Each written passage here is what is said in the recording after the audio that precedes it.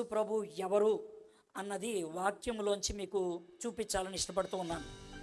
ఎందుకు అనంటే ఈ మధ్యకాలంలో చాలా రకాలైనటువంటి ప్రశ్నలు లేవనెత్తుచూ ఉన్నాయి. అసలు యేసు ప్రభు ఎవరు? యేసు ప్రభు దేవుడా? తండ్రితో సమానుడా కాదా? యేసు ప్రభుని మనం ఆరాధించాలా వద్దా? ఇలాంటి రకరకాలైనటువంటి ప్రశ్నలు మనకి రకరకాలైనటువంటి మాధ్యమాల నుంచి మనకి లేవనెత్తుతున్నాయి. అలాంటి నేపథ్యంలో బైబిల్ ఏం చెప్తుంది? బైబిల్ ఏం చెప్తుంది? యేసు ప్రభు ఎవరు అని బైబిల్ చెప్తుంది అన్నదాన్ని మీకు వివరించడానికి ఈ స్లైడ్ షో మీకు చూపిస్తూ ఉన్నాను. 100 స్లైడ్స్ ఉంటాయి, మొత్తం 100. ఈ 100ను కూడా మీకు వివరించడానికి నేను ప్రయత్నం చేస్తాను. అయితే మీరు జాగ్రత్తగా గమనించాలి, వినటానికి మీరు ప్రయత్నించాలి. సర్వసాధారణంగా మీలో చాలామంది నా ప్రసంగాలు విన్న వాళ్ళకి చాలా ఉదాహరణలు ఉంటాయి, కథలలాగా ఉంటాయి, కాబట్టి వినటానికి బాగుండొచ్చు. కానీ ఇది అలాగుండదు. ఇది బోధ టీచింగ్ బోధ కాబట్టి కాస్త డ్రైగా అనిపించవచ్చు. కానీ వీలైనంత మటుకు నేను ఉదాహరణలను జోడించడానికి ప్రయత్నం చేస్తాను. నేర్చుకోండి. ఇది మొదటి విషయం. రెండోది, నేను ప్రజెంట్ చేసేటువంటి ఈ స్లైడ్స్ డిబేట్లకి ఉపయోగించటానికి తయారు చేసినవి కావు. నేను ఎవరితో కూడా డిబేట్ చేయదలుచుకోవట్లేదు. ఇదివరకు చేయలేదా అంటే చేశాను. ఆ దినాలు వేరు, ఈ దినాలు వేరు. అప్పట్లో డిబేట్ చేసేవాళ్ళు నేర్చుకోవడానికి డిబేట్ చేశారు. కానీ ఇప్పుడు డిబేట్ చేసేవాళ్ళు నేర్చుకోవడానికి కాదు, వాళ్ళకి పేరు తెచ్చుకోవడానికి, లేకపోతే ఇంకా వేరే వేరే కారణాలతో. కాబట్టి ఈ స్లైడ్ షో నేను ఏదైతే చేస్తున్నానో it is not for debate, it is not for debate, it is not for discussion. మీతో కూర్చొని నేను డిస్కస్ కూడా చేయను. నేను చేయను. నేను బోధించాను, వింటే విను లేదా మానే. బైబిల్ ఏం చెప్తుందో చెప్పాను, విని నమ్మి బాగుపడితే బాగుపడు లేదా మానే. I'm not here to discuss, I'm not here to debate చేయడానికి లేను, డిస్కస్ చేయడానికి లేను, డిక్లేర్ చేయడానికి ఉన్నాను. I'm here to declare. దేవుని వాక్యంలో ఏదుందో దాన్ని మీకు డిక్లేర్ చేస్తూ ఉన్నాను. సో ప్రాథమికంగా వాక్యంలో ఉన్నటువంటి విషయాన్ని మీకు వివరిస్తాను. అయితే బిగినింగ్లో కొంతమంది చరిత్రలో యేసు ప్రభు గురించి రకరకాల మాటలు అన్నారు, అవి మీ ముందు పెడతాను. తర్వాత కొన్ని ప్రశ్నలు సమాజంలో లేవనెత్తబడ్డాయి. యేసు ప్రభు వారు అసలు చరిత్రలో ఉన్నారా లేరా అని. అలాంటి వాటికి నేను చారిత్రకమైనటువంటి జవాబు మీకు ఇవ్వడానికి ఇష్టపడుతూ ఉన్నాను. ఓకే, మొదట అసలు యేసు ప్రభు దేవుడు కాదు అని చెప్పేటువంటి వాళ్ళు కొంతమంది ఉన్నారు. అనుమానం కూడా కాదు, వాళ్ళు స్ట్రైట్ అవే మాట చెప్పారు, జీసస్ ఈజ్ నాట్ గాడ్. యేసు ప్రభు దేవుడు కాదు అని. దానికి 4 ఉదాహరణలు మీ ముందు పెడతాను. 1984 సంవత్సరంలో మే మాసంలో వచ్చినటువంటి వారపత్రిక అది. అప్పట్లో ఇలస్ట్రేటెడ్ వీక్లీ అనేటువంటి ఒక వారపత్రిక ఉంటుంది. దాన్ని బ్రిటిష్ నాందీ అనేటువంటి ఆయన ఎడిట్ చేసేవాడు. బ్రిటన్లో ఉన్నటువంటి, ఇంగ్లాండ్ దేశంలో ఉన్నటువంటి ఇయాన్ విల్సన్ అనేటువంటి ఆయన ఒక పెద్ద ఆర్టికల్ రాయటం జరిగింది. ఆ ఆర్టికల్ పేరు ఏంటంటే డిడ్ జీసస్ రియల్లీ ఎగ్జిస్ట్? యేసు నిజంగా ఉనికిలో ఉన్నాడా అనేది. ఆయన రాసినటువంటి ఆ ఆర్టికల్ అంతా చదివితే మనకు అర్థమయ్యేది ఏంటంటే, ఆయన ఏమని రాశాడంటే, 2వ శతాబ్దానికి చెందినటువంటి పౌలు అనేటువంటి ఒక వ్యక్తి, 2వ శతాబ్దానికి చెందినటువంటి పౌలు అనేటువంటి వ్యక్తి యేసు అనేటువంటి ఒక వ్యక్తిని సృష్టించాడు అని అంటే కనుక కొంతమంది క్యారెక్టర్స్ని సృష్టిస్తారు. ఉదాహరణకి మనకి పేదరాశి పెద్దమ్మ అదొక క్యారెక్టర్, టార్జాన్ అదొక క్యారెక్టర్, సూపర్ మ్యాన్ అదొక క్యారెక్టర్. అదేవిధంగా జీసస్ అనేటువంటి ఆయన అసలు చరిత్రలో లేడు, పౌలు అనేటువంటి ఒక వ్యక్తి సృష్టించాడు అని ఆ ఆర్టికల్ రాయటం జరిగింది. ఇది ఒక యేసుప్రభు లేడు అని చెప్పడానికి.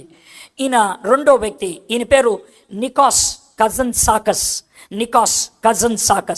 ఈయన ఒక పుస్తకం రాశాడు, the last temptation of Jesus Christ అని. యేసుక్రీస్తు ప్రభు వారి యొక్క చిట్ట చివరి శోధన. నికాస్ కజన్ సాకస్ రాసినటువంటి పుస్తకాన్ని ఆధారం చేసుకొని చాలామంది హిందూ మిత్రులు యేసు ప్రభు వారు దేవుడు కాదు అని వాదించడానికి ఆయన భారతదేశం వచ్చి చాలా విషయాలు ఇక్కడ నేర్చుకొని వెళ్ళాడు అని చెప్పడానికి ఈయన రాసినటువంటి పుస్తకంలో ఉన్నటువంటి విషయాల్ని వాళ్ళు ప్రతిపాదిస్తూ ఉంటారు. ఈ పుస్తకంలో ప్రాముఖ్యమైన విషయం ఆయన చెప్పదలుచుకుంది ఏంటంటే యేసు దేవుడు కాదు. ఎందుకంటే మార్త సోదరి మరియతో ఆయనకి చెడు సంబంధం ఉన్నది, ఆయనకి అక్రమ సంబంధం ఉండేది. అందుకనే యేసు ప్రభు వారు సిలువ మీద ఉన్నప్పుడు తనని చిత్రహింసలకు గురి చేస్తున్నప్పుడు ఆ బాధను మర్చిపోవడానికి కళ్ళెదురుగా కనబడుతున్నటువంటి మరియమ్మను ఆయన లస్టీగా, అంటే చాలా చెడ్డగా ఊహించుకుంటూ ఆ బాధను దిగమింగుకోవడానికి ప్రయత్నం చేశాడని ఆ పుస్తకంలో వర్ణించడానికి ప్రయత్నం చేశాడు. దాన్ని ఒక సినిమాగా తీయటం జరిగింది. కానీ సినిమా 2 వారాల్లోనే ప్రపంచమంతా దాన్ని బ్యాన్ చేయటం జరిగింది, the last temptation of Jesus Christ. ఇది మూడోది. కొద్దిగా 30 సంవత్సరాలు 35 సంవత్సరాలు ఉన్న వాళ్ళందరికీ కూడా ఈ వ్యక్తి గురించి మీరు విని ఉంటారు. ఈయన పేరు డాన్ బ్రౌన్ అనేటువంటి ఆయన డావించి కోడ్ అనేటువంటి ఒక పుస్తకాన్ని రాయటం జరిగింది. డావించి కోడ్, దాన్ని సినిమాగా తీయటం కూడా జరిగింది.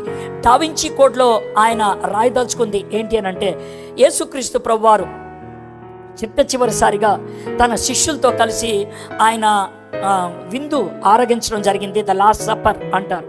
అందుట్లో యేసు ప్రభు వారికి పక్కన వి ఆకారంలో ఒక వ్యక్తి కూర్చొని కనబడతా ఉంటాడు.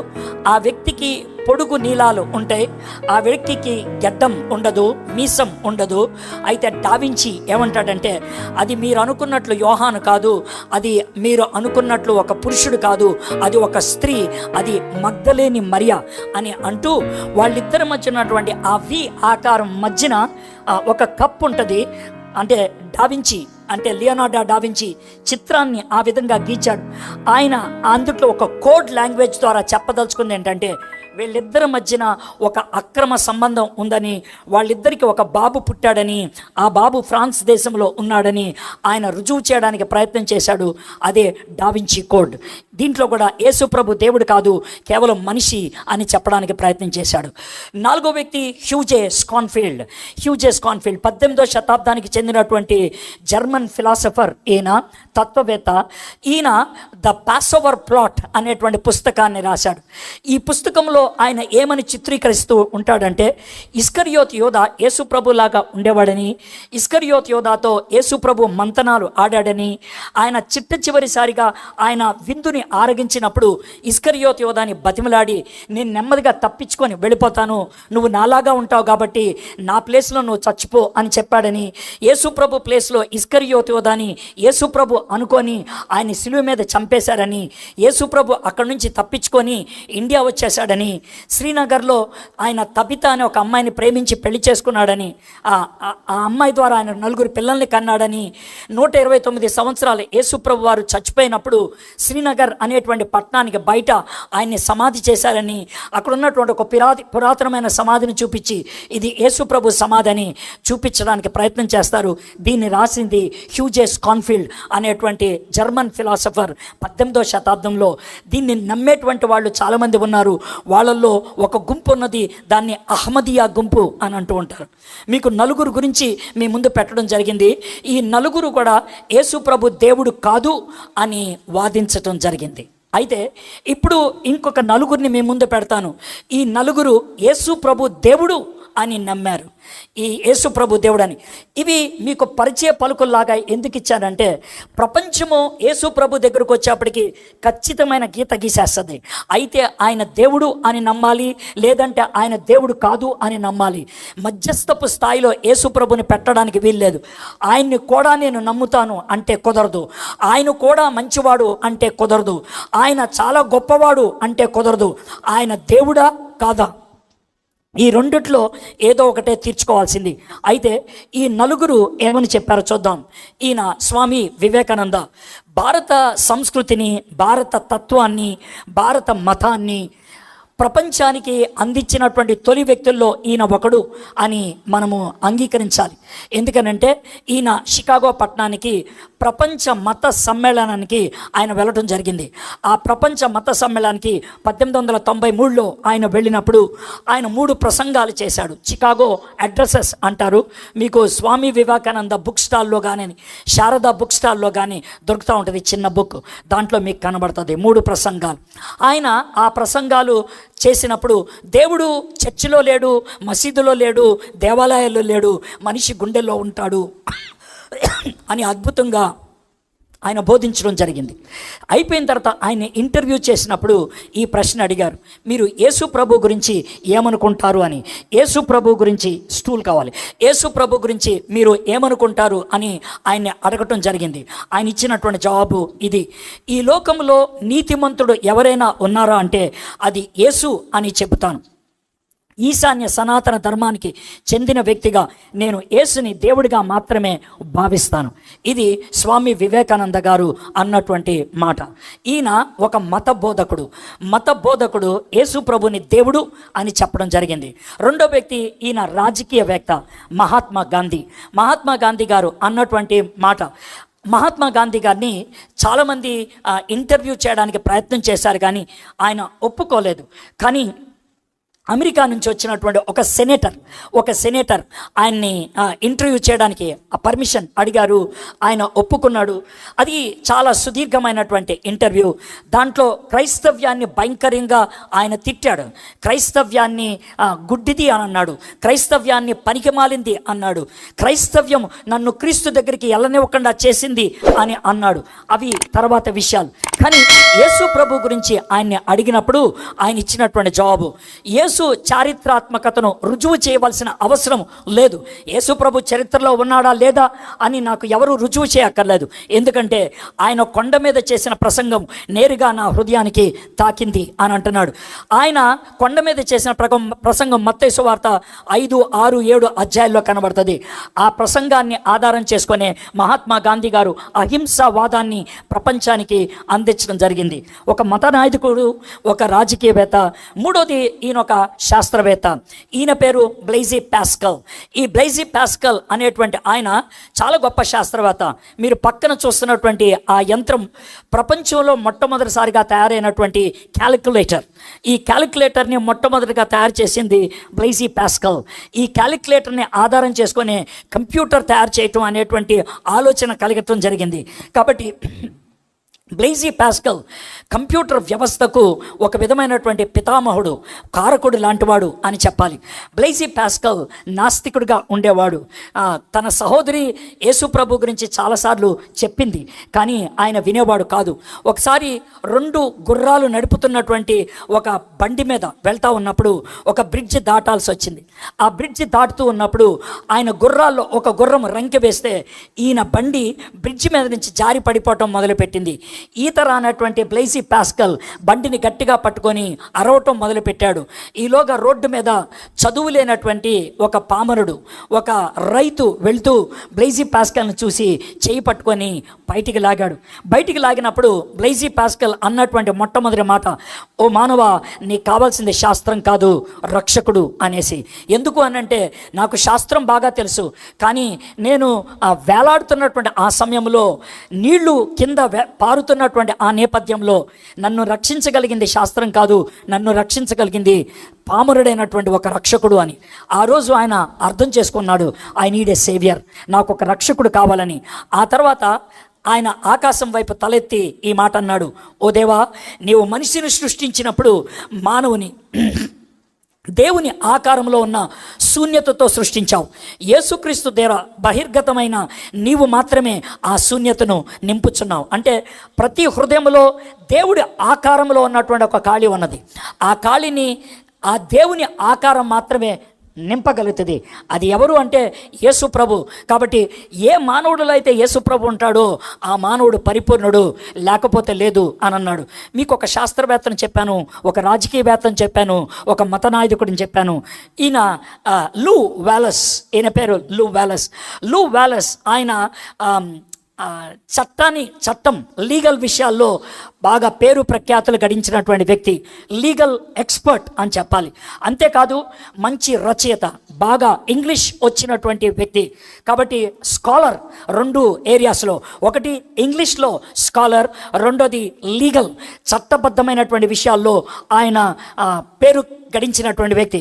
లూ వాలస్ 1945 సంవత్సరం ఆ ప్రాంతాల్లో న్యూయార్క్ పట్టణంలో ఒకరోజు ట్రైన్లో వెళ్తూ ఉంటే తన పక్కన ఉన్నటువంటి మిత్రుడు లూ వాలస్ని ఎదురుగా కూర్చున్నటువంటి ఒక అమ్మాయిని చూపించి, చూడు ఆ అమ్మాయి బైబిల్ చదువుతుంది, ఇప్పటికీ మనుషులు బైబిల్ చదువుతున్నారు, నీకు చదువు ఉన్నది, నీకు తెలివితేటలు ఉన్నాయి, నీకు రచనా శైలి ఉన్నది, బైబిల్ బుటకం అని ఒక పుస్తకం ఎందుకు రాయకూడదు అని లూ వాలస్ని ఆ మిత్రుడు అడిగాడు. లూ వాలస్ అన్నాడు, అలాంటి పుస్తకం రాయాలంటే నేను ముందు రీసెర్చ్ చేయాలి, నేను పరిశోధించాలి అనేసి ఆయన తన దగ్గర ఉన్నటువంటి మిత్రుల యొక్క సహాయంతో ఆయన ఇజ్రాయెల్ దేశం రావటం జరిగింది. జెరూసలేంకి వచ్చాడు.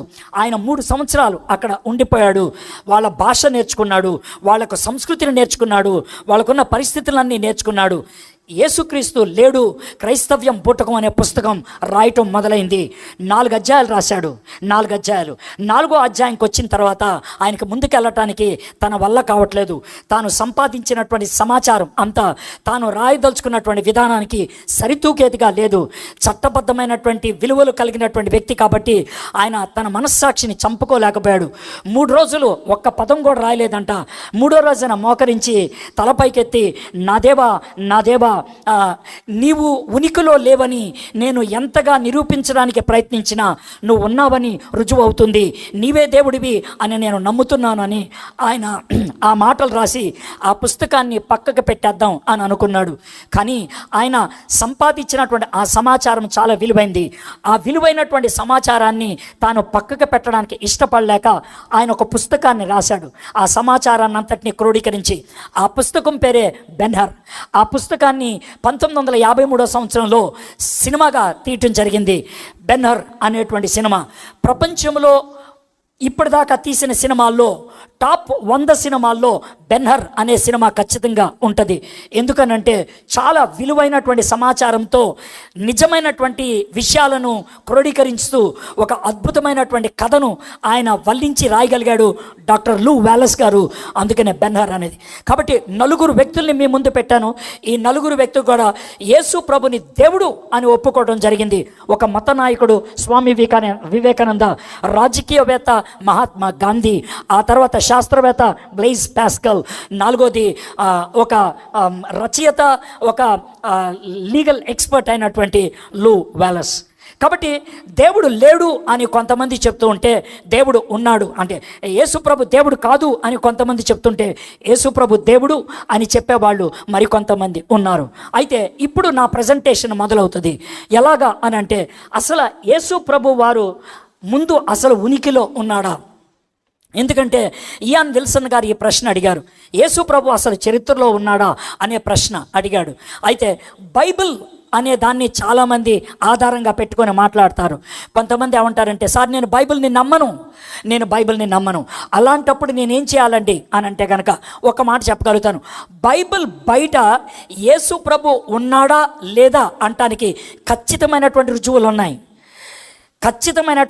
ఉన్నాయి. యేసు ప్రభు ఎవరు అని అంటే కనుక ప్రజలు వాళ్ళకున్నటువంటి ఆలోచనలు ప్రస్తావించడం జరిగింది. కాబట్టి బైబిల్ బయట యేసు ప్రభు గురించి ప్రస్తావన ఉన్నది. బైబిల్ బయట యేసు ప్రభు గురించి కొద్దో గొప్ప విషయాలు చెప్పడం జరిగింది. కానీ యేసు ప్రభు గురించి పూర్తిగా బైబిల్ బయట తెలుసుకోగలుగుతామా? వల్ల కాదు. కాబట్టి నీకు ఎక్కడి దాకా పనికొస్తుంది బయట పుస్తకాలు అని అంటే, బయట మనకున్నటువంటి చారిత్రకమైనటువంటి ఆధారాలు అనంటే యేసుప్రభు ఉన్నాడు అన్నదాకా. కానీ ఆ యేసుప్రభు ఎవరో అన్న దాని దగ్గరికి బైబిల్లోకే మనము రావాల్సిందే. కాబట్టి ముందు చరిత్రలో బైబిల్ కాకుండా వేరే చోట ఉన్నటువంటి విషయాల్ని మనము చూద్దాం. అయితే మీకు ఒక చిన్న ఉదాహరణ చెప్తాను. అలెగ్జాండర్ పేరు విన్న వాళ్ళు చేతులెత్తండి. Alexander very good. మీలో చాలామంది ఆయన పేరు విన్నారని మీరు విన్నారు. Very good. అలెగ్జాండర్ గ్రీక్ చక్రవర్తి. ఒప్పుకునే వాళ్ళందరూ కూడా చేతులెత్తండి. గ్రీక్ చక్రవర్తి. Very good, very good.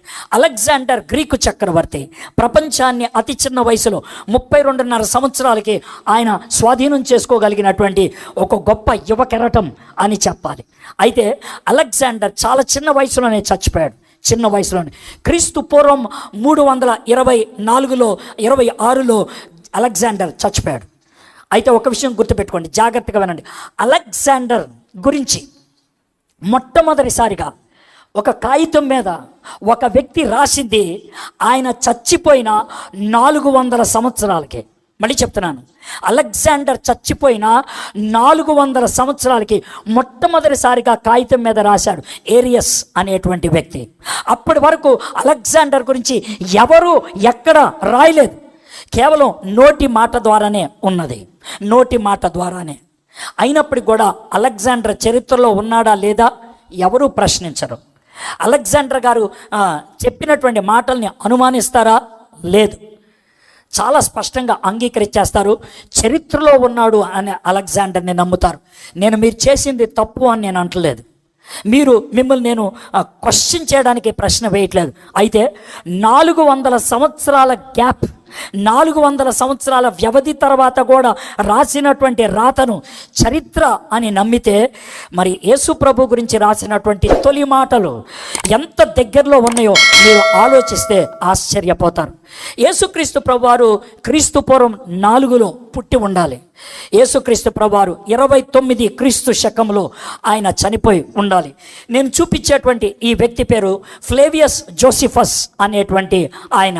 Flavius Josephus ఈయన క్రీస్తు శకం 37లో పుట్టాడు. 100లో ఆయన చనిపోవటం జరిగింది. ఆయన రాసినటువంటి గ్రంథం పేరు the antiquities of juice. The antiquities of the juice. యూదుల గురించి రాసినటువంటి చరిత్ర. సుమారు క్రీస్తు శకం 70 ఆ ప్రాంతంలో రాశాడు. అంటే యేసుక్రీస్తు ప్రభువారు చనిపోయింది 29లో అయితే ఆయన 70లో రాస్తున్నాడు. అంటే మధ్యలో గ్యాప్ ఎంత? 40 సంవత్సరాలు. 40 సంవత్సరాల గ్యాప్లో ఆయన యేసు ప్రభు వారిని తాను రాసినటువంటి పుస్తకంలో ఆయన ప్రస్తావించడం జరిగింది. అంతట్లో ప్రస్తావించడం అంటే ఏదో సూచాయిగా ఒక మాట చెప్పి వదిలేయటం కాదు, చాలా వివరణతో రాయటం జరిగింది. 23 అధ్యాయాలు కలిగినటువంటి ఈ పుస్తకంలో 18వ అధ్యాయం యేసు ప్రభుకి కేటాయించడం జరిగింది. అందుట్లో ఒక పారాగ్రాఫ్ మీకు చదివి వినిపిస్తాను. ఆ సమయంలో యేసు ప్రత్యక్షమయ్యాడు. ఆయన జ్ఞాని, ఎందుకంటే ఆయన ఆశ్చర్యకరమైన పనులు చేసేవాడు. సత్యాన్ని సంతోషంగా స్వీకరించే ప్రజలకు బోధకుడు. యూదులలో మరియు గ్రీకు సంతతికి చెందిన అనేక మంది ఆయన శిష్యులయ్యారు. మనలో అగ్రనాయకులు చేసిన ఒక ఆరోపణ కారణంగా పిలాతు అతన్ని సిలువ వేయమని, చనిపోవాలని ఖండించాడు. ఆయన శిష్యులుగా మారిన వారు ఆయన శిష్యత్వాన్ని వదలలేదు. ఈనాటికి ఆయన పేరు మీద ఉన్న క్రైస్తవులు తెగ అంతరించిపోలేదు. ఇది ఒక మాట కాదు రాయటం. నేను పూర్తిగా ఆ చాప్టర్ అంతా కూడా చదవలేదు, ఒక పారాగ్రాఫ్ చదివాను. రవి విన్సెంట్ గారు జోసిఫస్ ఫ్లేవియస్ గారి మీద ఆయన రీసెర్చ్ పేపర్స్ కూడా చేశారు. నేను ఎందుకని మాట చెప్తున్నానంటే యూనివర్సిటీ వాళ్ళు ఈయన రచనల్ని అంగీకరిస్తారు. యూనివర్సిటీ వాళ్ళు ఈయన రచనల్ని అంగీకరిస్తారు. చారిత్రకమైనటువంటి మాటగా ఆయన ఒప్పుకుంటారు. కాబట్టి జోసిఫస్ ఫ్లేవియస్ ఏమన్నాడు? యేసయ్య చరిత్రలో ఉన్నవాడు అని చెప్తున్నాడు. ఇది మొదటిది. ఇది రెండో వ్యక్తి. ఈయన పేరు ప్లీనీ. ఈయన పేరు ప్లీనీ. ఆ ప్లీనీ అనేటువంటి ఆయన కింద పచ్చగా ఉన్నదే అక్కడ ఉన్నటువంటి ఆయన బ్లాక్ కలర్లో ఆయన ప్లీనీ. ఈ ప్లీనీ అనేటువంటి ఆయన బిథేనియా అనే దేశానికి గవర్నర్. బిథేనియా అని అప్పుడు అనేవాళ్ళు, ఇప్పుడు దాన్ని టర్కీ అని అంటారు. టర్కీ దేశం, దానికి గవర్నర్గా ఉండేవాడు. పైన చెయ్యెత్తి కనబడ్డాడే ఆయన పేరు ట్రేజన్. ట్రేజన్ అనేటువంటి ఆయన రోమన్ చక్రవర్తి. రోమన్ చక్రవర్తి ప్లీనీ గారికి ఉత్తరాలు రాశాడు. వాళ్ళిద్దరి మధ్యన జరిగినటువంటి ఉత్తరాల యొక్క సమాచారమే ఆ పుస్తకం, the complete letters of Pliny the younger. అది చారిత్రకమైనటువంటి పుస్తకం. దాంట్లో ఒక ఉత్తరంలో ట్రేజన్ గారు ప్లీనీని ఒక ప్రశ్న అడిగాడు. ఏమడిగాడంటే, అయ్యా, గత సంవత్సరాలలో మీ రాజ్యం నుంచి, మీ రీజియన్ నుంచి వచ్చేటువంటి టెంపుల్ ఆదాయం, అంటే దేవాలయాల నుంచి వచ్చేటువంటి డబ్బులు తగ్గిపోయాయి. ఎందుకు తగ్గిపోయాయి? ఏమవుతున్నాయి డబ్బులు? ఎందుకు తగ్గిపోయాయి అని ఆయన్ని అడగటం జరిగింది. ఎవరిని? గవర్నర్ గారిని అడగటం జరిగింది. అప్పుడు గవర్నర్ గారు ఇచ్చినటువంటి జవాబులో ఈ మాటలు రాస్తూ ఉన్నాడు. వారి అపరాధం లేదా దోషం, అంటే ఒక గుంపు గురించి రాస్తూ ఏమన్నాడంటే, వారి అపరాధం లేదా దోషం యొక్క మొత్తం ఈ క్రింద వాటి కంటే ఎక్కువ కాదు. వారు క్రమం తప్పకుండా ఒక నిర్ణీతి రోజున సూర్యోదయానికి ముందు కలుసుకొని క్రీస్తుని ఒక దేవునికి వలె స్తోత్రము ఆలపిస్తారు. ఏ నేరము చేయనని, ఏ వాగ్దానాన్ని ఉల్లంఘించబోమని ప్రమాణం చేస్తారు. అంటే ఆయన రాయదలుచుకున్నది ఏం తెలుసా? క్రైస్తవులు అనేవాళ్ళు ఎక్కువైపోయారు, క్రీస్తుని వెంబడించే వాళ్ళు ఎక్కువైపోయారు, మన దేవాలయానికి వచ్చేవాళ్ళు తక్కువైపోయారు. కాబట్టి మన దేవాలయపు ఆదాయం తగ్గిపోయింది అని ఈ మాట రాశాడు. ఈ మాట ఎప్పుడు రాశాడు తెలుసా? క్రీస్తు శకం 110లో రాశాడు. క్రీస్తు శకం 110 డేటుతో సహా ఈ ఉత్తరం ఎప్పుడు రాశారు అన్న దానికి మనకు రుజువులు ఉన్నాయి. ఈ మూడో వ్యక్తి, ఇది చాలా క్లోజెస్ట్ ఎవిడెన్స్ అని చెప్పాలి. చాలా క్లోజెస్ట్. యేసు ప్రభుకి ఇంతకంటే closest historical evidence outside the బైబిల్కి బయట కనబడటం అనేది జరగదు. ఈయన పేరు థాలస్. ఈయన పేరు మొదటి శతాబ్దపు చరిత్రకారుడు. ఈయన గురించి జోసిఫస్ తను రాసినటువంటి యాంటిక్విటీస్లో 18వ అధ్యాయంలో 6వ ప్రాంతంలో ఆయన్ని ప్రస్తావించడం జరిగింది. ఈయన క్రీస్తు శకం 53లో రాశాడు. ఈయన రాసినటువంటి రచనలను క్రీస్తు శకం 150లో లుకానస్ అనేటువంటి ఆయన ప్రస్తావించాడు మనకి. ఇంతకీ ఈయన ఏమి రాశాడు అనంటే, కొయినే గ్రీక్లో 3 పుస్తకాలు రాయటం జరిగింది. ఇంతకీ ఆయన రాసింది ఏంటనంటే, యూదులు చంద్రమాన మాసం, అంటే మనము సోలార్ క్యాలెండర్ వాడతాం. జనవరి, ఫిబ్రవరి, మార్చ్, ఏప్రిల్, ఇవి సోలార్ క్యాలెండర్, సూర్యుని ఆధారం చేసుకొని తయారు చేయబడినటువంటి క్యాలెండర్. భారతీయులు, హైందవ ధర్మంలో హిందువులు వాడేటువంటి క్యాలెండర్ చందమామని ఆధారం చేసుకొని, ముస్లింలు వాడేటువంటి క్యాలెండర్ చందమామని ఆధారం చేసుకొని, యూదులు వాడేటువంటి క్యాలెండర్ చందమామని ఆధారం చేసుకొని. అందుకనే యూదులు చంద్రమాన మాసం నిస్సాన్ మాసం అంటే మన క్యాలెండర్ ప్రకారం మార్చ్, ఏప్రిల్ మాసాల్లో వస్తూ ఉంటుంది. యూదుల క్యాలెండర్లో మొదటి మాసం అదే. యూదుల క్యాలెండర్లో మొదటి మాసం అదే. అయితే దాంట్లో 14వ రోజున పస్కా పండుగను జరుపుకుంటారు. యూదయాలో, జాగ్రత్త వినండి, ఇది చాలా అద్భుతమైన రుజువు. యూదయాలో ఆ రోజు భయంకరమైన చీకటి మరియు భూకంపము ఒక అద్భుతం. భూకంపం ఎందుకు అద్భుతం అవుతుంది? చీకటి మిట్ట మధ్యాహ్నం వస్తే ఎందుకు అద్భుతం అవుతుంది? అవ్వటానికి వీల్లేదే. ఎందుకంటే సంవత్సరానికి ఒకసారి మిట్ట మధ్యాహ్నం చీకటి అవటం అనేది ప్రతి సంవత్సరం చూస్తామే. దాన్నే మనం సోలార్ ఎక్లిప్స్, సూర్యగ్రహణం అని అంటామే. కానీ ఈయన అద్భుతం అని ఎందుకు ప్రస్తావించాడు అని అంటే, నెక్స్ట్ సెంటెన్స్ చూడండి. పౌర్ణమి రోజు కానందున ఇది సాధారణ సూర్యగ్రహణము కాదు. పౌర్ణమి రోజు కాదు గనక అది సాధారణ సూర్యగ్రహణము కాదు. ఇది ఒక చరిత్రకారుడు రాస్తున్నాడు. ఆయన క్రైస్తవుడు కాదు, యేసు ప్రభు శిష్యుడు కాదు. చరిత్రలో ఆయన లిఖించి పెట్టింది. క్రీస్తు శకం 53లో ఆయన రాస్తే, లుకానస్ అనేటువంటి ఆయన క్రీస్తు శకం 150లో ఆయన గురించి ప్రస్తావిస్తే అది మన దగ్గర దాకా రావటం జరిగింది. ఇక ఇప్పటికీ నేను ఎంతమందిని గురించి చూపించాను. మొదటిది నేను ఒక యూదా చరిత్రకారుని చూపించాను, జోసిఫస్ ఫ్లేవియస్. రెండోది ఒక రోమన్ గవర్నర్ని చూపించాను, ఆయన పేరు ప్లినీ ది యంగర్. మూడోది ఒక ఫిలాసఫర్ని చూపించాను, థాలస్ అనేటువంటి ఆయన. నాలుగోది సుటోనియస్, ఈయన రోమన్ చరిత్రకారుడు. సుటోనియస్ అనేటువంటి ఆయన the lives of 12 Caesars, Roman సామ్రాజ్యాన్ని పరిపాలించేవాడిని సీజర్ అంటారు, 12 మంది గురించి రాశాడు. సుటోనియస్ అనేటువంటి ఆయన యూదులను చక్రవర్తి క్లాడియస్ బహిష్కరించడం గురించి ప్రస్తావించాడు. అపోస్తల కార్యం 18వ అధ్యాయంలో అకుల్లా, ప్రిసిల్లా ఇలాంటి వాళ్ళు కొరింథీ పట్టణానికి పారిపోయి వచ్చారు ఇటలీ దేశాన్ని నుంచి. ఎందుకు పారిపోయి వచ్చారంటే, క్లాడియస్ అనేటువంటి చక్రవర్తి క్రైస్తవుల్ని బయటికి తరిమేయటం జరిగింది. కాబట్టి దీంట్లో ఆయన ప్రస్తావించింది ఏంటంటే, అవి క్రిస్టస్ ప్రేరేపించిన నిరంతర అలజడి కావడమేనని ఆయన వాదించారు. క్రిస్టస్ అంటే ఎవరు? క్రీస్తు గురించి, క్రీస్తు ద్వారా వచ్చినటువంటి అలజడిని బట్టి ఇది జరిగింది ఆయన చెప్తా ఉన్నాడు. కాబట్టి మీకు నలుగురు రుజువుల్ని ఇవ్వటం జరిగింది చరిత్రలోంచి. బైబిల్ బయట యేసు ప్రభు గురించి ప్రస్తావించారు అని చెప్పడానికి. మై ఫ్రెండ్స్, మళ్ళీ చెప్తున్నాను, వాదించడానికి, దీన్ని వాదడానికి కాదు, తొడగొట్టడానికి నేను దీన్ని మీకు చూపించట్లేదు. మన విశ్వాసం దృఢపరుచుకోవడానికి, మనం క్రీస్తులో నిలకడగా ఉండటానికి. ఎవరు మనల్ని ప్రశ్నలు అడిగినా మనం జవాబు చెప్పలేకపోవచ్చు, జవాబు చెప్పినా చెప్పకపోయినా మనము జారిపోకుండా ఉండాలి, విశ్వాసంలో నిలకడగా ఉండాలి. ఆ ఉద్దేశంతో ఇది మీ ముందు పెట్టడానికి ప్రయత్నం చేస్తూ ఉన్నాను. మీకు కనబడుతున్నటువంటి ఆ వ్యక్తి పేరు William Mitchell Ramsay. William Mitchell Ramsay అనేటువంటి ఆయన స్కాట్లాండ్ దేశానికి చెందినటువంటి వ్యక్తి. స్కాట్లాండ్ దేశానికి చెందినటువంటి విలియం మిచెల్ రామ్సే అనేటువంటి ఈయన మంచి విద్య కలిగినటువంటి వాడు.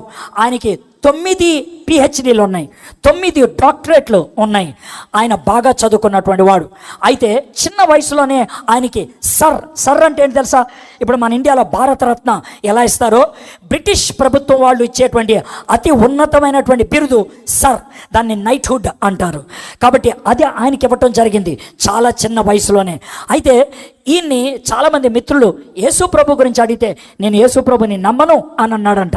మరి నువ్వు యేసు ప్రభుని నమ్మను అని అన్నప్పుడు నువ్వు ఒక స్టేట్మెంట్ వేస్తే బాగుంటుంది కదా, చారిత్రకంగా ఒక స్టేట్మెంట్ వేస్తే బాగుంటుంది కదా అని విలియం మిచెల్ రామ్సేని అడిగితే ఆయన అన్నాడు, నేను చదువుకున్న వాడిని, రుజువు చేయాలి, చెప్పాలి, కాబట్టి నేను దాన్ని పరిశోధించి చేస్తానని బైబిల్ చూడటం మొదలుపెట్టాడు. బైబిల్లో ఒక వ్యక్తి 2 పుస్తకాలు రాశాడు. ఆ 2 పుస్తకాలు తన్ని ఆకర్షించుకున్నాయి. ఏంటి ఆ 2 పుస్తకాలు అంటే అపోస్తల కార్యములు, లూకా సువార్త. ఈ రెంటిని రాసింది ఒక వ్యక్తే, లూకా.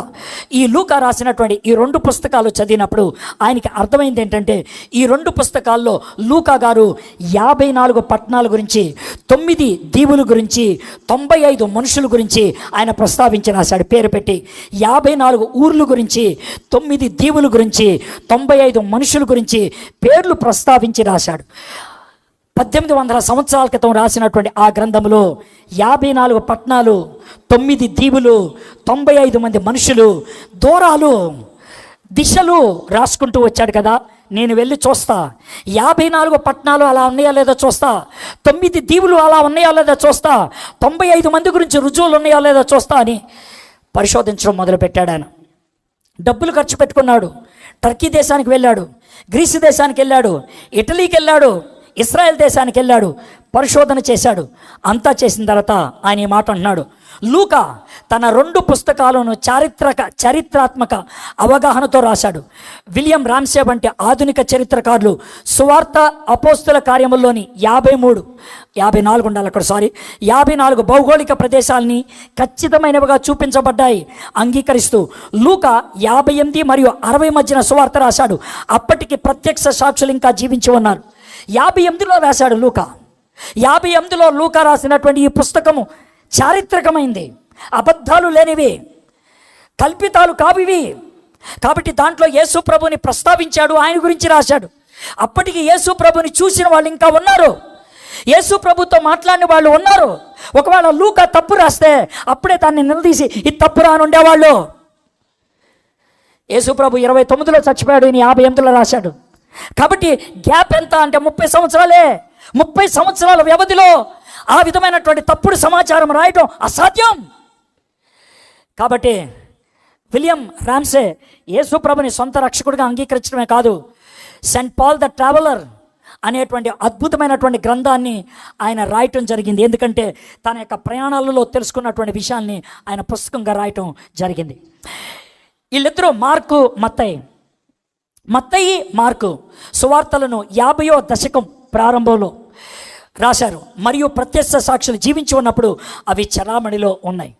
కాబట్టి 3 సువార్తలు మత్తయి, మార్కు, లూకా యేసు ప్రభు చనిపోయిన 30 సంవత్సరాల లోపల పూర్తయిపోయినాయి.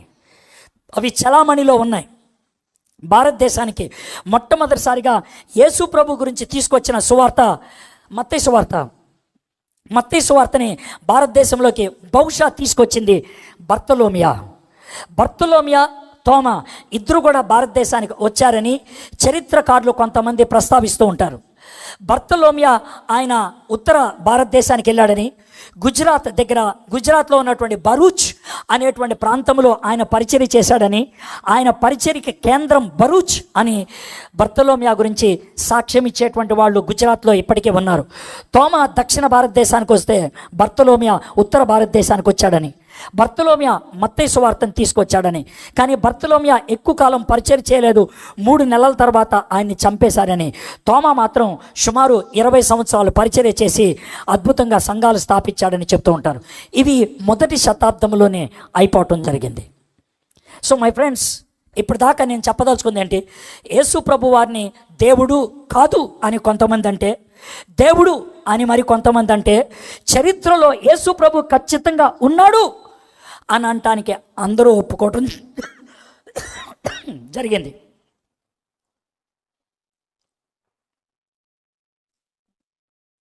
అలాంటి నేపథ్యంలో నేను ఇప్పుడు చేయదలుచుకుంది ఏంటంటే, సుమారు 30 సంవత్సరాల క్రితం 1994-95 ఆ ప్రాంతంలో నేను విద్యార్థుల మధ్యన పరిచర్య చేస్తూ ఉన్నప్పుడు ఒక కరపత్రిక నేను రాశాను.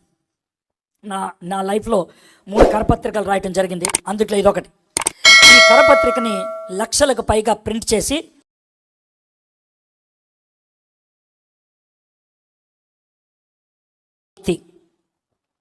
ఎవరు ఈ విలక్షణ వ్యక్తి? ఆ కరపత్రిక జస్ట్ 2 sides ఉంటుంది. చాలామంది దాన్ని చదివారు, యేసుప్రభు గురించి తెలుసుకోవడానికి ప్రయత్నం చేశారు.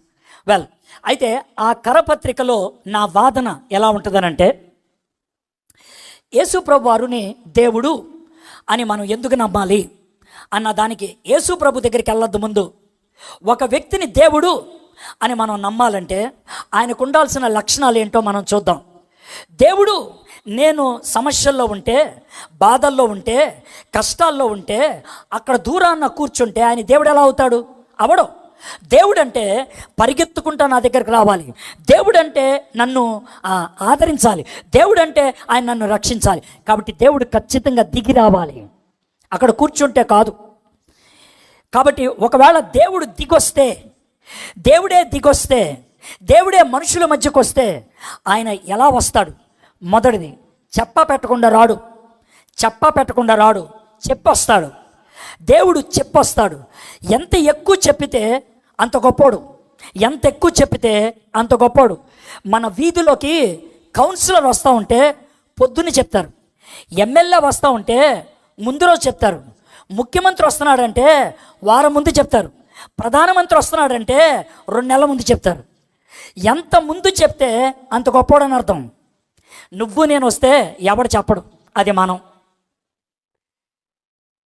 కాబట్టి యేసు ప్రభు ఒకవేళ దేవుడైతే ఆయన భూమి మీదకి మానవుడిగా వస్తే, దేవుడే మానవుడిగా వస్తే, మొట్టమొదటిది ఆయన గురించి ముందుగా ఎంతో చెప్పబడి ఉండాలి. ఇదే నా మొదటిది. ప్రవచనాలు, చాలా ప్రవచనాలు. యేసు ప్రభు గురించి 310 కంటే ఎక్కువ ప్రవచనాలు ఉన్నాయి. అవేంటో మీకు చెప్తాను, కొన్ని చెప్తాను. ఇది మొదటి కారణం. ఆయన చెప్పా పెట్టకుండా రాలేదు, ఆయన చాలా రకాలైనటువంటి ప్రవచనాలు ఇచ్చి వచ్చాడు. That is my first thing, entry. రెండోది ఏంటంటే, ఆయన భూమి మీద అడుగు పెట్టేటువంటి ఆ క్షణం, ఆయన భూమి మీదకి వచ్చినటువంటి ఆ దినం, భూమి మీదకి వచ్చినటువంటి ఆ పద్ధతి విచిత్రమైనదై ఉండాలి. His entry. ఎందుకనంటే సినిమా భాషలో చెప్పాలంటే హీరో ఎంట్రీ ఎలివేషన్ ఇస్తారు. ఎంత ఎక్కువ ఎలివేషన్ ఇస్తే అంత గొప్ప హీరో అని అర్థం. దేవుడే మానవుడిగా ఈ లోకంలోకి వస్తే దేవుడిచ్చేటువంటి ఎలివేషన్ ఏంటో చూడండి. అసాధారణమైన ప్రవేశం, కన్యక ద్వారా ప్రవేశించాడు. ఇది నా రెండవది. దీన్ని మీకు రుజువిస్తాను. ఇక మూడోది, ఆయన ఆ విధంగా ఈ లోకంలోకి వచ్చినట్లయితే, మూడోది ఎందుకు వచ్చాడు? నాకున్న సమస్యని పరిష్కరించడానికి వచ్చాడు. ఒకవేళ నేను నీళ్ళల్లో పడిపోయాను అనుకోండి, నాకే ఈత రాదనుకోండి, ఎవడు దూకాలి దాంట్లోకి? ఈత వచ్చినోడు దూకాలి. ఆడు కూడా ఈత రానోడైతే ఆడేం చేయగలడు? చేయలేడు. పాపములో కొట్టుమిట్టాడుతున్నటువంటి నిన్ను రక్షించడానికి పాపము లేకుండా రావాలి, పాపము చేయకుండా జీవించాలి. సమస్య లేనివాడై ఉండాలి, సమస్యను పరిష్కరించేవాడు అవుతాడు. విలక్షణ జీవితం, పాపరహిత జీవితం అసాధారణమైనటువంటి సవాళ్ళు. ఇది నాలుగోది, దేవుడే కనుక మానవుడిగా వస్తే చెప్పా పెట్టకుండా రాడు. వచ్చే పద్ధతి గొప్పగా ఉంటుంది. ఆయన వచ్చిన తర్వాత నాకున్న సమస్య ఆయనకి లేదని తెలుసుద్ది. నాలుగోది, ఆయన గొప్ప శక్తిని ప్రదర్శించగలిగి ఉండాలి. He must be able to display his power. అది నాలుగోది. ఐదోది, అసలు ఎందుకు వచ్చాడు భూమి మీదకి? Why did he come? ఎందుకు వచ్చాడు? నా సమస్యను పరిష్కరించడానికి ఆయన ఏం చేశాడో చూపించగలిగి ఉండాలి. ఉద్దేశపూర్వక జీవితం, క్రయధనం, వెల, మరణం, అది యేసుప్రభుకి ఒక్కడికే సాధ్యమైంది. ఇది ఐదోది. యేసుప్రభు నా రక్షకుడు అంటానికి రుజువు ఏంటి? అధికారానికి అంతిమ రుజువు పునరుద్ధానం.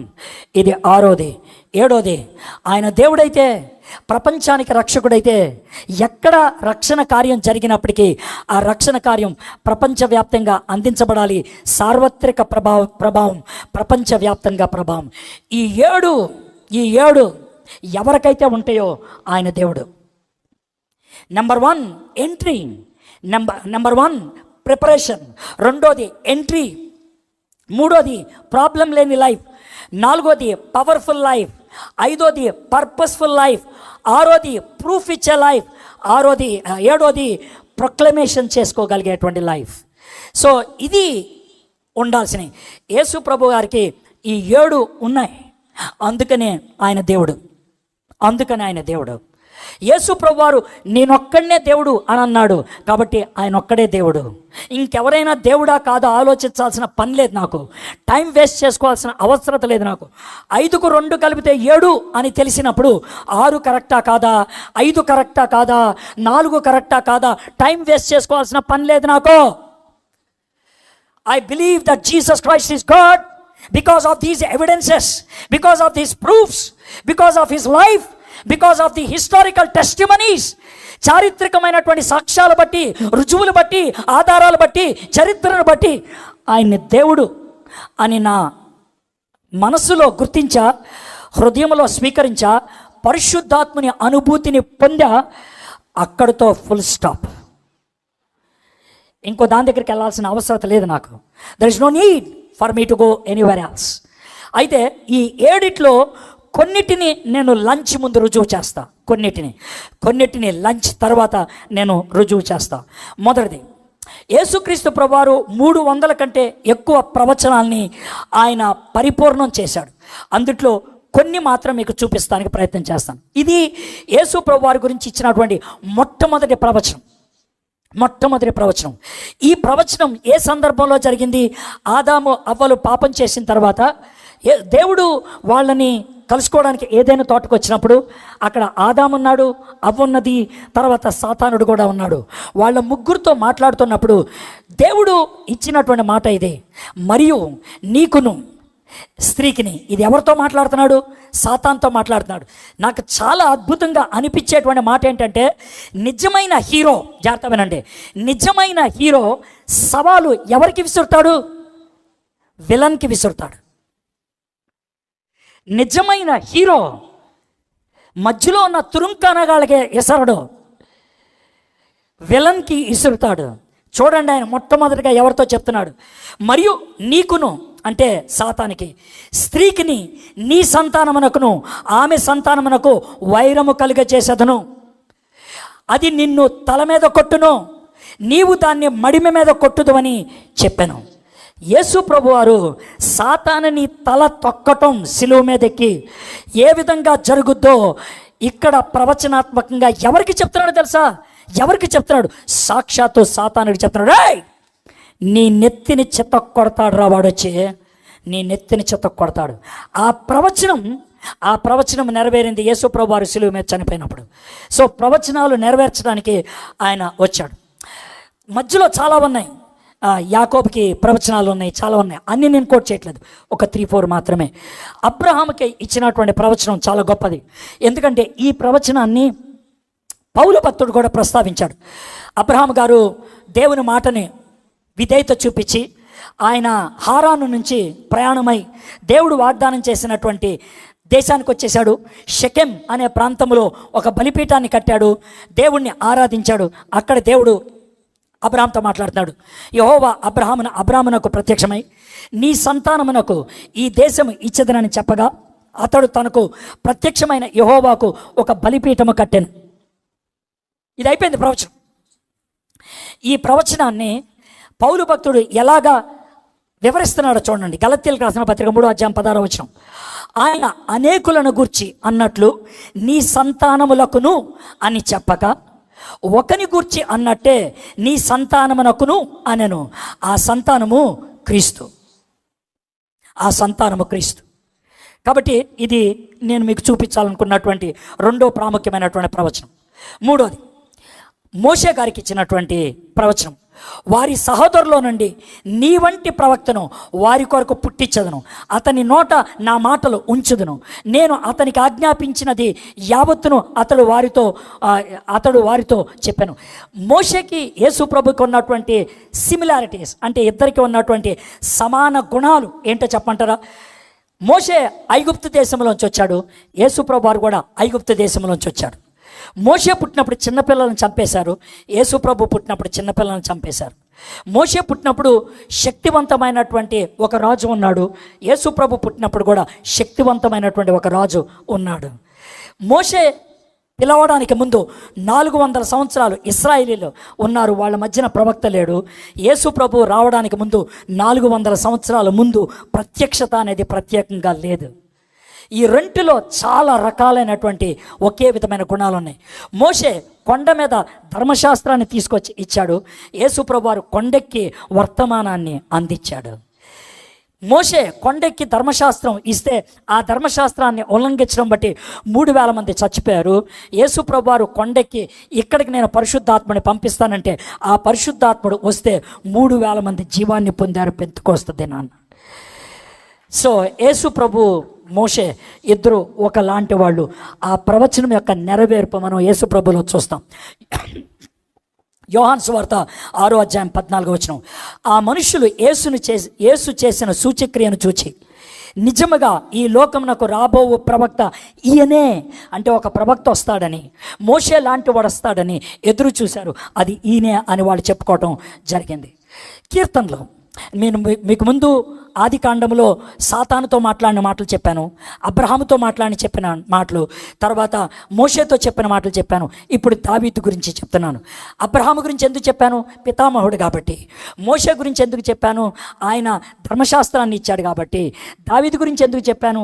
ఆయన మొట్టమొదటి దేవుడు ఏర్పరచుకున్నటువంటి రాజు కాబట్టి. వీళ్ళ ముగ్గురు యూదులకి ప్రాధాన్యం. అందుకే మత్తయ్య వీళ్ళ ముగ్గురిని ఆధారం చేసుకొని రాస్తాడు. ఇప్పుడు కీర్తనలో 16 కీర్తనలు వాటిని మెస్సియా కీర్తనలు అని అంటారు. మెస్సియా కీర్తనలు అంటే ఆ కీర్తనలంతా కూడా యేసు ప్రభు గురించి రాసినవే. ఉదాహరణకి 22వ కీర్తన, నా దేవా నీవు నన్నేలా విడనాడితివి, నన్ను రక్షింపక నా ఆర్తధ్వని వెనక నీవేళ దూరమగునావు. ఈ మాట యేసు ప్రభు వారు శిలువ మీద పలికాడు.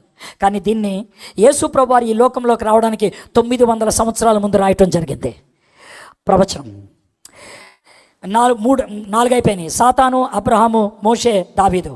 5వది యెషయాని 5వ సువార్తికుడు అంటారు. సువార్తికుడు అంటే చూస్తూ రాసిన వాళ్ళు.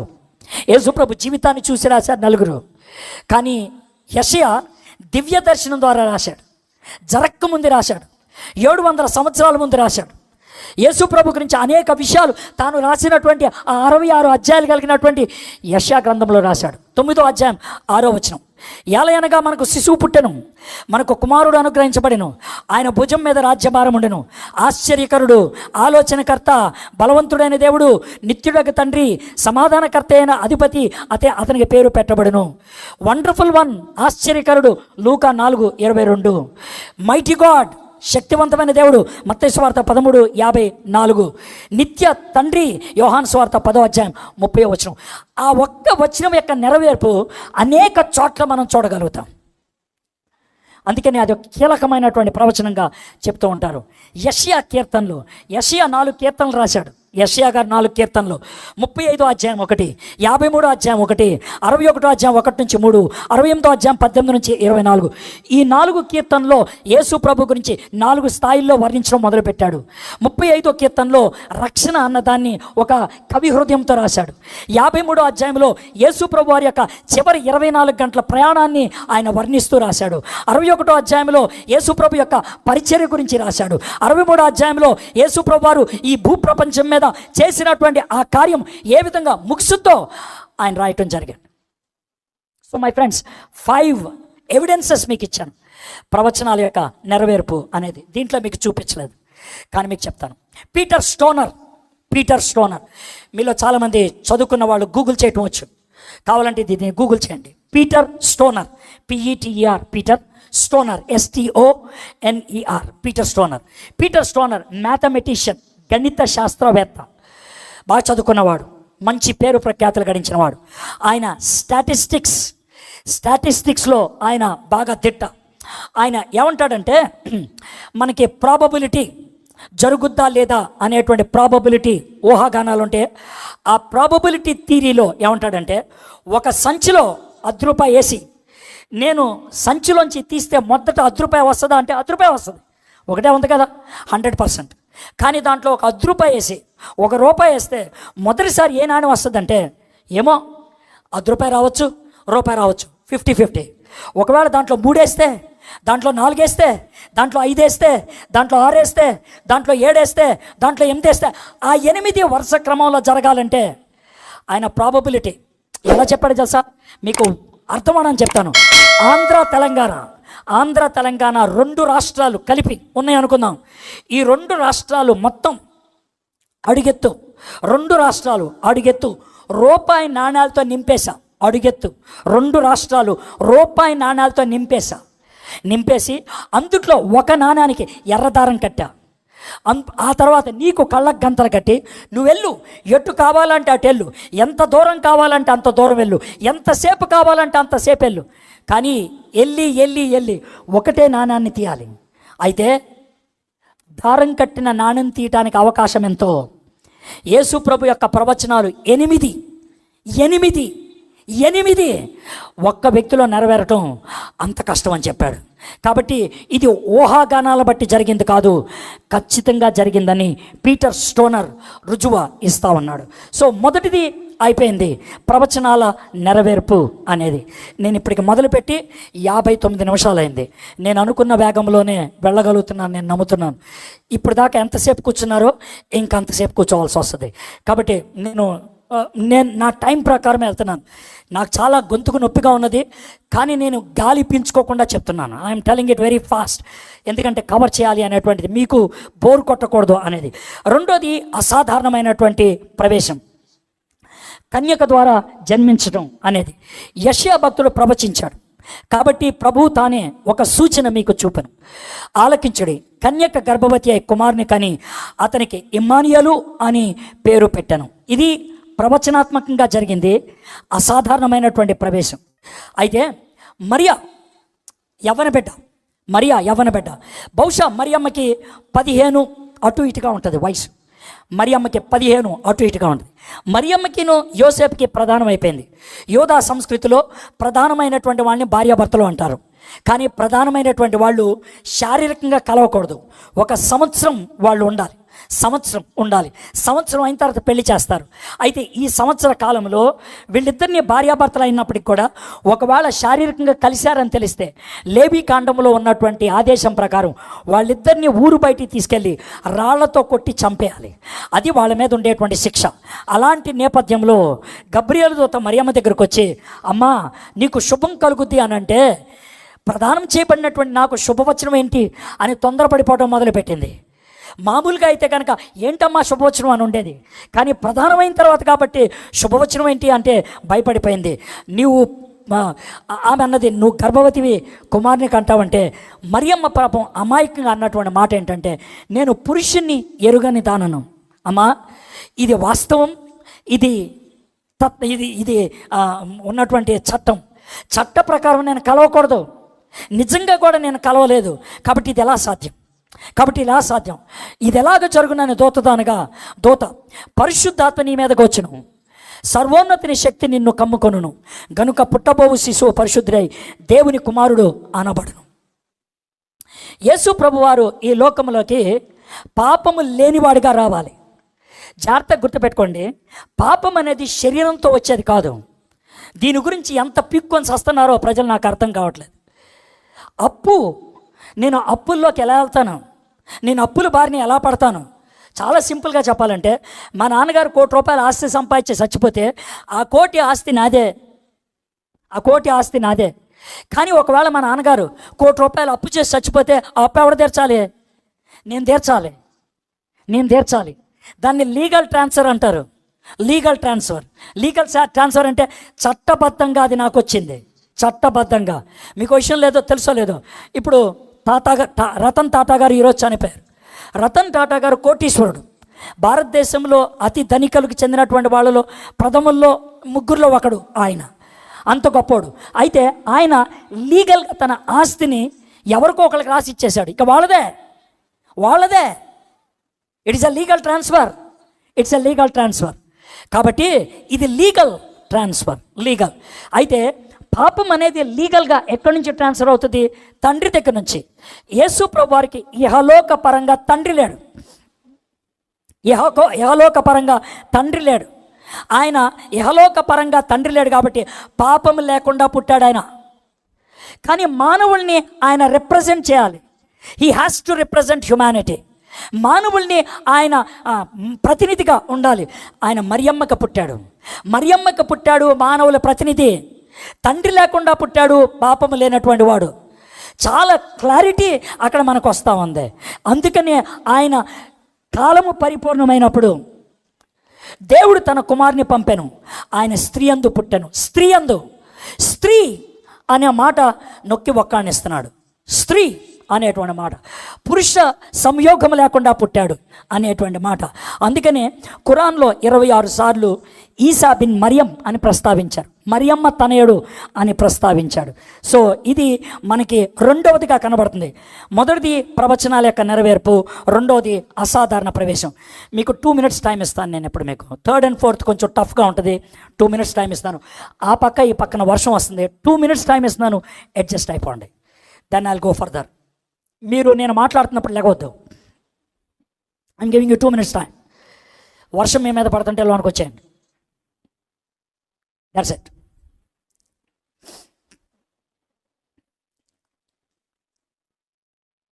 ఓకే, ఇక్కడ కూడా కొంతమంది కదులుతున్నారు. I don't want any movement. ఎవరన్నా కదిలారంటే నాకు కోపం వస్తుంది. చాలా సీరియస్ టీచింగ్ ఇది. మామూలు ప్రసంగం అప్పుడు కొంచెం అటు ఇటు కదిలినా పర్లేదు.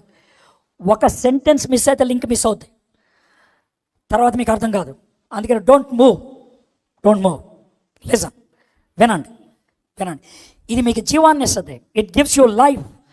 ఇది మీకు నిత్యత్వాన్ని ఇస్తుంది. It gives you eternity. It gives you a place in heaven. మీకు పరలోకంలో స్థానాన్ని ఇస్తుంది. నేను కాదు, ద గాస్పుల్. ఆ గాస్పుల్ జీసస్ క్రైస్ట్. అది మీరు వింటున్నారు. అందుకని ఇక మూడోది విలక్షణమైనటువంటి జీవితం, పాపరహిత జీవితం, అసాధారణమైనటువంటి సవాళ్ళు. యేసుక్రీస్తు పాపరహితుడు ఎలా చెప్పగలుగుతావు? నేను వెళ్ళి చెక్ చేయడానికి లేదు కదా. ఒక వ్యక్తి యొక్క క్యారెక్టర్ మనకు ఎలా తెలుస్తుంది?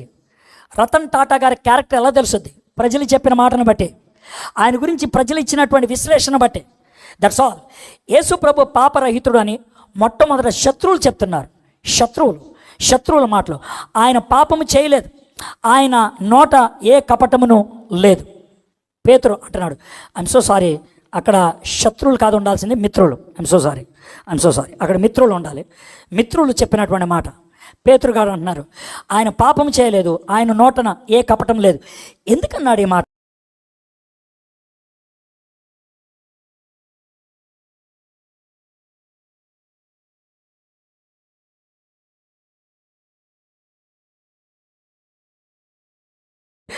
ఆయన నోరు మెదపలేదు. దగ్గరుండి చూశాడు పేతురు గారు.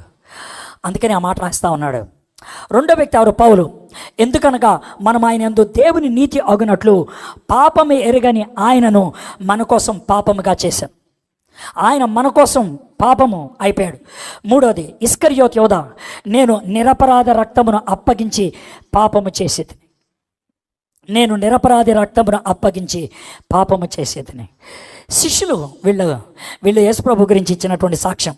ఇప్పుడు ఐఎమ్ సో సారీ, ఇందాక ఉండాల్సింది శిష్యులు, ఇప్పుడు ఉండాల్సింది శత్రువులు. టైటిల్ అటు ఇటు అయింది, ఐఎమ్ సో సారీ. పిలాతు, ఈ నీతిమంతుని రక్తము గురించి నేను నిరపరాధిని.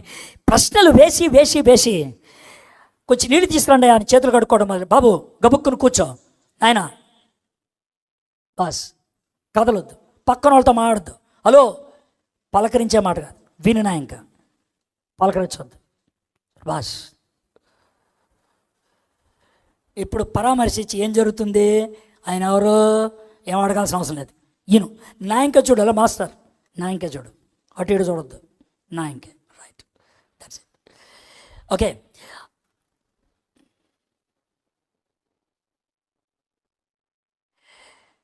ఆయన చాలా రకాలైనటువంటి వాదనలు చేసి యేసుప్రభుని అడిగాడు, నువ్వు నోరు తెరు, నువ్వు చెప్పు అంటే యేసుప్రభు నోరు తెరలేదు. నువ్వు సత్యమా? అవును. సత్యం అంటే ఏంటి అని అడిగాడు. జవాబు చెప్పే లోపల వెళ్ళిపోయి చేతులు కడుక్కున్నాడు. ఎందుకు కడుక్కున్నావు అంటే, ఈయనలో నాకు ఏ దోషం కనబడలేదు, నేను ఇన్వెస్టిగేట్ చేశా, ఈయనలో నాకు ఏ దోషం కనబడలేదు. పిలాతు గారి భార్య, అయ్యా కల వచ్చింది, ఈ నీతిమంతుడు, ఇంజోలికి వెళ్ళొద్దు నువ్వు. యేసుప్రభుని సిలువెక్కించి చంపటానికి అధికారం తీసుకున్న వ్యక్తి యేసుప్రభు వారు సిలువ మీద తలవాలు చేశాడు, చీకటి కమ్ముకుంది, నెత్తి మీద ఉన్నటువంటి ఆ హెల్మెట్ తీసేసి పక్కన పెట్టుకొని అంటున్నటువంటి మాట, నిజముగా ఆయన దేవుని కుమారుడు. మొట్టమొదటిగా యేసుప్రభుని దేవుని కుమారుడు అని సిలువ దగ్గరే చెప్పింది, ఒప్పుకుంది ఎవరో తెలుసా? ఒక రోమన్ అధికారి, రోమన్ సెంచూరియన్. ఈ పాయింట్స్ మీకు అర్థమవుతలేదు నాకు తెలీదు. ఈ పాయింట్స్ ఒక్కొక్కటి ఒక ఆణిముత్యం, ఒక్కొక్క ఆణిముత్యం. ఈయన ఏ తప్పిదము చేయలేదు. యేసుప్రభుతో పాటు సిలువ మీద ఉన్నటువంటి దొంగ. శిష్యులు చెప్పారు ఆయన నీతిమంతుడని, ఆయన శత్రువులు చెప్పారు ఆయన నీతిమంతుడు అని. యేసుప్రభు వారు సవాలు చేశాడు. ఆయన చేసిన సవాలు అని తెలుసా? నా యందు పాపం ఉన్నదని మీలో ఎవడు స్థాపించను, నేను సత్యము చెప్పుచున్న ఎడల మీరెందుకు నన్ను నమ్మరో? సవాలు చేశాడు ఆయన. He challenged. ప్రపంచంలో ఎవరైనా ఇలాంటి సవాలు విసిరారా? No one. జీసస్ క్రైస్ట్ ఒక్కడే ఆ సవాలు విసిరాడు. నాలో పాపం ఉందని ఎవరు చెప్పగలరు? పక్షవాయువు గల ఒక మనిషిని పాపములు క్షమించాడు. పక్షవాయు కలిగిన వాడిని పైన కప్పు తీసేసి దింపారు, నీ పాపాలు క్షమించేస్తున్నాను అని అంటే, వీళ్ళ చాలామందికి ఒక ప్రశ్న వచ్చింది, దేవుడు ఒక్కడే తప్ప పాపములు క్షమించగలవాడెవడని తమ హృదయంలో ఆలోచించుకోండి. యేసయ్య పాపాలు లేనివాడే కాదు, పాపాలు క్షమించాడు. పాపాత్మురాలైన ఒక స్త్రీని యేసు క్షమించాడు. పాపములు క్షమించుచున్న ఇతడు ఎవడని తమలో తాము అనుకొనిరి. సో జీసస్ వేసిన సవాళ్ళు, జీసస్ చేసిన పనులు ఆయన నీతిమంతుడు అని చెప్తున్నాయి. యేసు ప్రభువారు పాపరహితుడు అవసరమా? దీంతో యేసు ప్రభు ఒక్కడే ఎందుకు రక్షకుడు అవ్వగలిగాడు మీకు అర్థమైపోతుంది.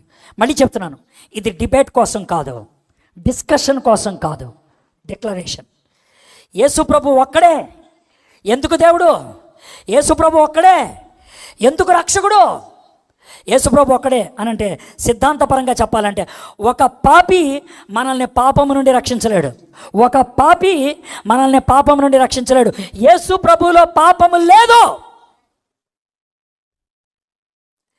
పాపము లేకుండా పుట్టాడు, పాపము చేయకుండా జీవించాడు. ఆయనలో పాపము లేదు, ఆయన పాపము చెయ్యలేదు. మన ప్రధాన యాజకుడు మన బలహీనత యందు మనతో సహానుభావం లేనివాడు కాడు, కానీ సమస్త విషయంలోనూ మన వల్లే శోధింపబడినను ఆయన పాపము లేనివాడిగా ఉండెను. మొదటిదే హీ ఈజ్ సిన్లెస్. రెండోది అపవిత్రమైన బలిని దేవుడు అంగీకరించలేడు. ఆయనే పాపము కలిగిన వాడైతే తనని తాను బలిగా అర్పించుకోలేడు. నిర్దోషమైన ఏడాది మగపిల్లను తీసుకొనవలెను. యేసుప్రభు వారు పాపము లేనివాడు. మూడోది, ఒక రుణాన్ని మరో రుణస్థుడు తీర్చలేడు. ఒక అప్పుని ఇంకో అప్పున్నవాడు తీర్చలేడు. యేసయ్య అప్పు లేనాడు, అందుకే నీ నా అప్పు తీర్చగలిగాడు. ఆయన రుణస్థుడు కాదు, అందుకే నీ నా రుణాన్ని తీర్చగలిగాడు. ఏలయనగా మనల్ని దేవుని యొద్దకు తెచ్చుటకు అనీతిమంతుల కొరకు నీతిమంతుడైన క్రీస్తు శరీర విషయంలో చంపబడి ఆత్మ విషయంలో బ్రతికించబడి పాపముల విషయంలో ఒక్కసారే శ్రమపడినం. నాలుగోది, మునిగిపోతున్న వ్యక్తి ఎవరిని కాపాడలేడు. ఆయన మునిగిపోయేవాడు కాదు, మునిగిపోతున్న నిన్ను నన్ను రక్షించడానికి వచ్చినవాడు. నశించిన దాన్ని వెదకి రక్షించడానికి మనుష్య కుమారుడు ఈ లోకానికి వచ్చాడు. ఒక పాపి మనల్ని పాపం నుండి రక్షించలేడు. అపవిత్రమైన బలిని దేవుడు అంగీకరించలేడు. మన రుణాన్ని మరో రుణస్థుడు తీర్చలేడు. మునిగిపోతున్న వ్యక్తి ఎవరిని కాపాడలేడు. పాపి అయిన రక్షకుడు పాపులను రక్షించలేడు. పాపరహిత రక్షకుడు మాత్రమే పాపుల్ని రక్షించగలడు. 3 పాయింట్స్ అయిపోయినాయి ఇప్పటిదాకా. పాయింట్ నెంబర్ 1, ప్రవచనాల యొక్క నెరవేర్పు. పాయింట్ నెంబర్ 2, అసాధారణమైన ప్రవేశం. పాయింట్ నెంబర్ 3, విలక్షణ జీవితం. పాయింట్ నెంబర్ 4, ఆయన అసాధారణమైన, పాయింట్ నెంబర్ 3లో సెకండ్ పార్ట్, అసాధారణమైన సవాళ్ళు. I am. ఈ మాట ఇంగ్లీష్లో అంత విలువన్నది కాదు, కానీ గ్రీకులో చాలా విలువైనది. ఎగో ఎమి. ఈ పదాన్ని ఎవరు పడితే వాడు వాడటానికి వీల్లేదు. దేవుడు మాత్రమే పాపాలని క్షమించగలడు. శాస్త్రులు కొందరు అక్కడ కూర్చుండి ఉండిరి. వారు ఇతడు ఇట్లెందుకు చెప్పుచున్నాడు, దేవదోష చేయుచున్నాడు కదా, దేవుడు ఒక్కడే తప్ప పాపమును క్షమించగలవాడెవడని తమ హృదయములో ఆలోచించుకొనిరి. నేను దేవుణ్ణి, నేను పాపాలు క్షమించగలను. యోధ మత నాయకులకి టెన్షన్ పుట్టుకొచ్చింది. ఇతడు ఎవరు? యేసుప్రభు అంటున్నాడు చూడండి, అయితే పాపములు క్షమించుటకు భూమి మీద మనుష్య కుమారునికి అధికారం కలదని మీరు తెలుసుకొనవలనని. I have the authority to forgive. ఎవడా యేసుప్రభు దేవుడు కాదు అనేవాడు? ఎవడాడు?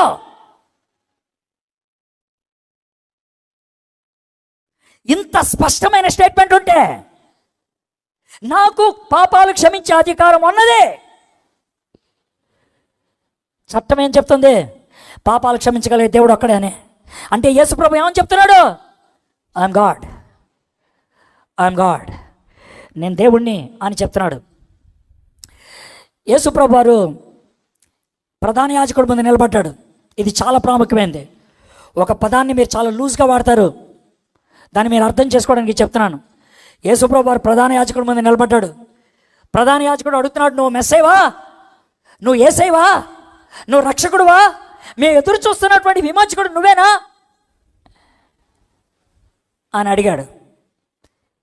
యేసుప్రభు వారు నువ్వు అన్నట్టే.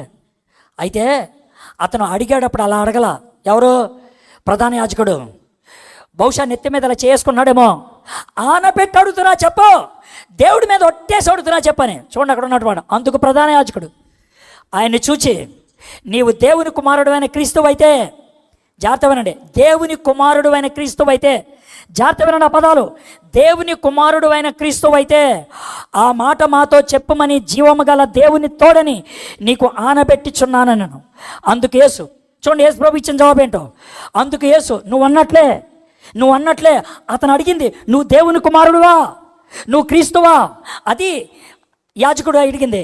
యేసుప్రభు ఇచ్చినటువంటి మాట ఏంటి? ఇది మొదలుకొని మనుష్య కుమారుడు. ఆయన అడిగింది నువ్వు దేవుని కుమారుడు అని. యేసుప్రభు చెప్తుంది, ఇది మొదలుకొని మనుష్య కుమారుడు సర్వశక్తిని కూడి పార్శ్వంలో కూర్చుండుటయు ఆకాశ మేఘారుడే వచ్చుటయు మీరు చూతురని చెప్పగా, ప్రధాన యాజకుడు తన వస్త్రము చింపుకొని, వీడు దేవదూషణ చేసెను, మనకిక సాక్షులతో పనేమే, ఇదిగో ఈ దూషణ మీరు ఎప్పుడు విన్నారు. నువ్వు దేవుని కుమారుడు అని అడిగాడు. ఈయనేమో నేను మనుష్య కుమారుణ్ణి అని చెప్పుకున్నాడు. ఈయనేమో కోటు చింపేసుకున్నాడు. ఏంటి సార్ ఇదేంటిది? ఆయన అడిగింది నువ్వు దేవుని కుమారుడు అని, ఈయన చెప్పింది నేను మనుష్య కుమారుణ్ణని, ఈయనేమో కోటు చింపేసుకున్నాడు. ఏంటి సార్ ఏంటి దీని అర్థం? పైగా వీళ్ళు ఏమంటున్నారు, ఇతను దేవదూషణ చేశాడు, నేను దేవుణ్ణి అని చెప్పుకున్నాడు. ఎందుకు వచ్చింది సార్ ఇది అని అంటే, మనుష్య కుమారుడు, జాగ్రత్తమేనండి, మనుష్య కుమారుడు అనేది టైటిల్ పేరు. అది టైటిల్. చక్రవర్తి రెండు రకాలుగా వాడచ్చు, రెండు రకాలుగా. ఒకటి చక్రవర్తి పేరు, రెండోది చక్రవర్తి బిరుదు. ఇక్కడ మనుష్య కుమారుడు బిరుదు, టైటిల్. ఆ టైటిల్ యేసుప్రభువారు తనకిచ్చుకున్నాడు, మనుష్య కుమారుని నేనే. ఈ టైటిల్ ఎక్కడిదే? ఈ టైటిల్కున్న విలువ ఏంటి? ఇది చూడండి, దానియేలు గ్రంథం 7వ అధ్యాయం 15వ వచనం. ఆకాశ మేఘారుడై మనుష్య కుమారుని పోలిన ఒకడు వచ్చి ఆ వృద్ధుడిగా వాని సన్నిధిని ప్రవేశించి ఆయన సముఖం నాకు తేబడను. సకజనులను రాష్ట్రములను ఆయా భాషలు మాట్లాడేవారును ఆయనను సేవించినట్లు ప్రభుత్వమును మహిమయు ఆధిపత్యమును ఆయనకి ఇవ్వబడెను. ఆయన ప్రభుత్వము శాశ్వతమైనది, అది ఎన్నటికీ తొలగిపోదు. ఆయన రాజ్యము ఎప్పుడునూ లయము కాదు. యేసుప్రభువు ఏమన్నారు తెలుసా? దానియేలు ప్రవచించిన ఆ మనుష్య కుమారుణ్ణి నేనే. మనుష్య కుమారుడు, దేవుని కుమారుడు, రెండు ఒకటే విధమైనటువంటి భావం కలిగింది. దేవుని కుమారుడు అంటే దేవుడు పుట్టినోడు, మనుష్య కుమారుడు అంటే మనిషికి పుట్టినోడు అని కాదు. రెండు కూడా దైవికమైన టైటిల్స్, రెండు కూడా దైవికమైన టైటిల్స్. ఆ రెండు టైటిల్స్ నావే, యేసుప్రభువు వారు చెప్పారు. ఇక నెక్స్ట్, అందుకు యూదులు, నీవు మనుష్యుడివై ఉండి దేవుడు అని చెప్పుకొనుచున్నావు కనుక దేవదోషం చేసినందుకే నిన్ను రాళ్లతో కొట్టుదము. యోహాను సువార్త 10వ అధ్యాయం 33వ వచనం. కానీ మంచి క్రియలు చేసినందుకు కాదని ఆయనతో చెప్పారు. కొంతమంది నన్ను ఈ ప్రశ్నలు అడుగుతారు, ఏమండి యేసు ప్రభు నేను దేవుడిని అని చెప్పుకున్నాడా అని. దేవుడిని అని చెప్పుకోకపోతే వీళ్ళు కోట్లు ఎందుకు చింపేసుకోవాలరా? రాళ్ళు ఎందుకు పట్టుకోవాలరా బాబు? సిలువ ఎందుకు ఎక్కించాలరా ఆయన్ని? వాళ్ళు పిచ్చోళ్ళా, నువ్వు పిచ్చోడువా? యేసు ప్రభు దేవుడని చెప్పకపోతే అసలు గొడవ ఉండేది కాదుగా. పిలాతు దగ్గర కాదే ఉత్తిన అన్నానంటే అయిపోయిండేది కదా, అనలేదు కదా ఆయన. అంత మతి లేకుండా ఎలా ఉంటారా మీరు? ఇది మళ్ళీ డిబేట్ కాదు, డిస్కషన్ కాదు, డిక్లరేషన్. నేను ఒకడితో డిబేటు డిస్కషన్ చేసేటంత ఓపిక లేదు నాకు. పనికి మాలిన వాళ్ళతో మాడాల్సిన అవసరం లేదు నాకు. ఎంటావా కూర్చొని నేను బస్. డిస్కషన్ అంటావా? బయట కాఫీ హోటల్ ఉంది, పనికి మాలిన ఎదవలు కూర్చుంటారా అడిగెళ్ళు. నా దగ్గర రాదు, ఆ దినాలు అయిపోయింది. ఇంతకంటే క్లారిటీగా ఎవడు చెప్తాడు నీకు? రై ఎవడు చెప్తాడు నీకు ఇంతకంటే క్లారిటీగా? రాళ్ళు తీసుకుంటే ఎందుకు తీసుకున్నారంటే, నువ్వు దేవుడు అని చెప్తున్నావా, నువ్వు దేవుడు అని చెప్తున్నావు. దీని కింద మాట ఉంటుంది, ఏమండి మీరు కూడా దేవుళ్ళు అన్నారు కదా అనేసి. ఆయన దేవుళ్ళు అన్నది కోర్టులో ఉపయోగించే పదానికి, కీర్తనలో 30:82 వచనం ఉంది. కాబట్టి యేసు ప్రభువారు రెండు విధాలుగా, నేను జడ్జిని, నేను దేవుణ్ణి, రెండు ఒప్పుకున్నాడైనా.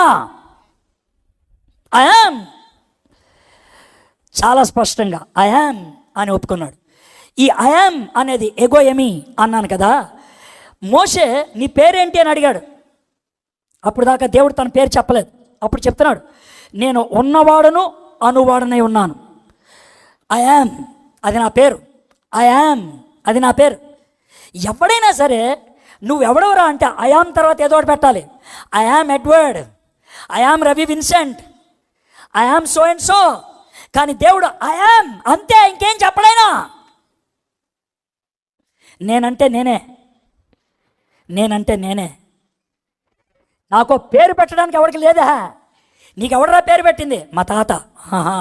నీకెవడరా? మా బాబాయ్. నీకెవడరా? మా పిన్ని. నీకెవడరా? మా అత్త. మరి నాకెవడు లేడు, అత్త, తాత, బాబాయ్, మామయ్య ఎవడు లేడు పేరు పెట్టడానికి. నా ముందు ఎవడు లేడు నా పేరు ఎడడానికి. నా పేరు ఎట్టేవాడు ఎవడు లేడా? నేనే. ఐయామ్. ఆ మాట దేవుడు ఒక్కడే ఉపయోగిస్తాడు, ఐయామ్ అనేది. ఐయామ్ అను, నేను ఉన్నవాడను. పాత నిబంధనలో యెహోవా తనను తాను ప్రత్యక్షపరచుకోవడానికి, తన నామాన్ని బయలుపరచడానికి ఉపయోగించింది. యేసుక్రీస్తు ప్రభువారు దాన్ని ఉపయోగించాడు తన కోసం. చూడండి, యోహాను 8:58 అబ్రహాము పుట్టక మునిపే ఉన్నాను నేనే. ఇంగ్లీష్లో అయితే అలా ఉంటుంది, before Abraham was I am. నేనే ఐ యామ్. తెలుగులోకి వచ్చేప్పటికి సెంటెన్స్ లాగా రాశారు, కానీ ఎలా చదవాలి తెలుసా? అబ్రహాము పుట్టక మునుపు ఉన్నాను నేనే. అది ఎగ్జాక్ట్ ట్రాన్స్లేషన్. మీతో నిశ్చయంగా చెప్తున్నాను. కాబట్టి చూడండి, వారు ఆయన మీద రువ్వుటకు రాళ్ళు ఎత్తిరి. ఎందుకు రాళ్ళు తీశారు సార్? ఎందుకు రాళ్ళు తీశారు? నేనే. కోపం వచ్చింది వాళ్ళకి, నేనే. కోపం వచ్చింది. యేసు ప్రభువారు నేనే అంటే 7 సార్లు ఉపయోగించాడు ఆయన, 7 times. జీవాహారం నేనే, నేను లోకమునకు వెలుగుని, నేను ద్వారమును, నేను గొర్రెలకు మంచి కాపరిని, పునరుద్ధానమును జీవమును నేనే, నేనే మార్గమును సత్యమును జీవమును, నేను నిజమైన ద్రాక్షావల్లిని, నేనే. సో 3 points అయిపోయినాయి. ఇప్పుడు 4th పాయింట్కి వద్దాం. శక్తిని ప్రదర్శించిన జీవితం. దీని గురించి ఎక్కువ మాట్లాడదలుచుకోవట్లేదు. ఎందుకు తెలుసా? జీసస్ క్రైస్ట్ అద్భుతాలు చేశాడు, నేను కాదనట్లేదు. అద్భుతాలు బట్టి ఆయన దేవుడు అని డైరెక్ట్గా ఎప్పుడు రుజువు చేసుకోలేదు. అద్భుతాలను బట్టి తన వైపు ఆకర్షించుకోవడానికి ఇష్టపడ్డాడు ఆయన. అద్భుతాలు బట్టి తన మాట వినేటట్లు చేసుకున్నాడు. అద్భుతాన్ని దేవుడు సైన్గా వాడుకున్నాడు, సూచన బోర్డుగా. దేవుడు 7 రకాలైనటువంటి అద్భుతాలు చేశాడు యేసుప్రభువారు. మొదటిది నీటిని ద్రాక్షారసంగా మార్చడం, ఇది పదార్థానికి సంబంధించింది. 2 5 రొట్లు 2 చేపలు బోల్డ్ మందికి పంచిపెట్టారు, ఇది రాశికి సంబంధించింది. 3 పుట్టుగుడ్డు వాడికి చూపునిచ్చాడు, ఇది నాణ్యత వాసికి సంబంధించింది. 4 లాజర్ను మృతుల్లో నుండి లేపుకున్నాడు తన కోసం, సంబంధం రిలేషన్. 5వది దూరం నుంచి అధికారిని యొక్క బిడ్డను స్వస్థపరిచాడు, స్పేస్. 38 సంవత్సరాలు చేతకాని వాడిగా పడిపోయిన వాడిని బాగు చేశాడు, సమయము, టైం. లాస్ట్, నీటిపైన నడుచుట అసాధారణమైనటువంటి స్థానం. 7 రకాలైనటువంటి అద్భుతాలు చేసుకుంటూ వచ్చాడు. 7 రకాలు అద్భుతాలు, కొన్ని వేలు చేశాడు, కానీ 7 కేటగిరీస్. ఈ 7 కేటగిరీస్ని బట్టి తన శక్తిని ప్రదర్శించాడు. సృష్టి మీద, పదార్థం మీద, సమయం మీద, మరణం మీద, శక్తుల మీద 7 kinds అద్భుతాలు చేసుకుంటూ వచ్చాడు. నా this is the most important thing. దీంతో నేను I will take up the lunch. యేసు ప్రభువారు ఎందుకు వచ్చారు భూమి మీదకి? Why did you come? నేను మొదలుపెట్టి 86 minutes అయింది. Okay, I'm very much going according to the time. యేసు ప్రభువారు ఈ భూమి మీదకి ఎందుకు వచ్చారు? యేసు ప్రభువారు మన కోసం ఏం చేశాడు? What did he do? ఏం చేశాడండి యేసు ప్రభువారు?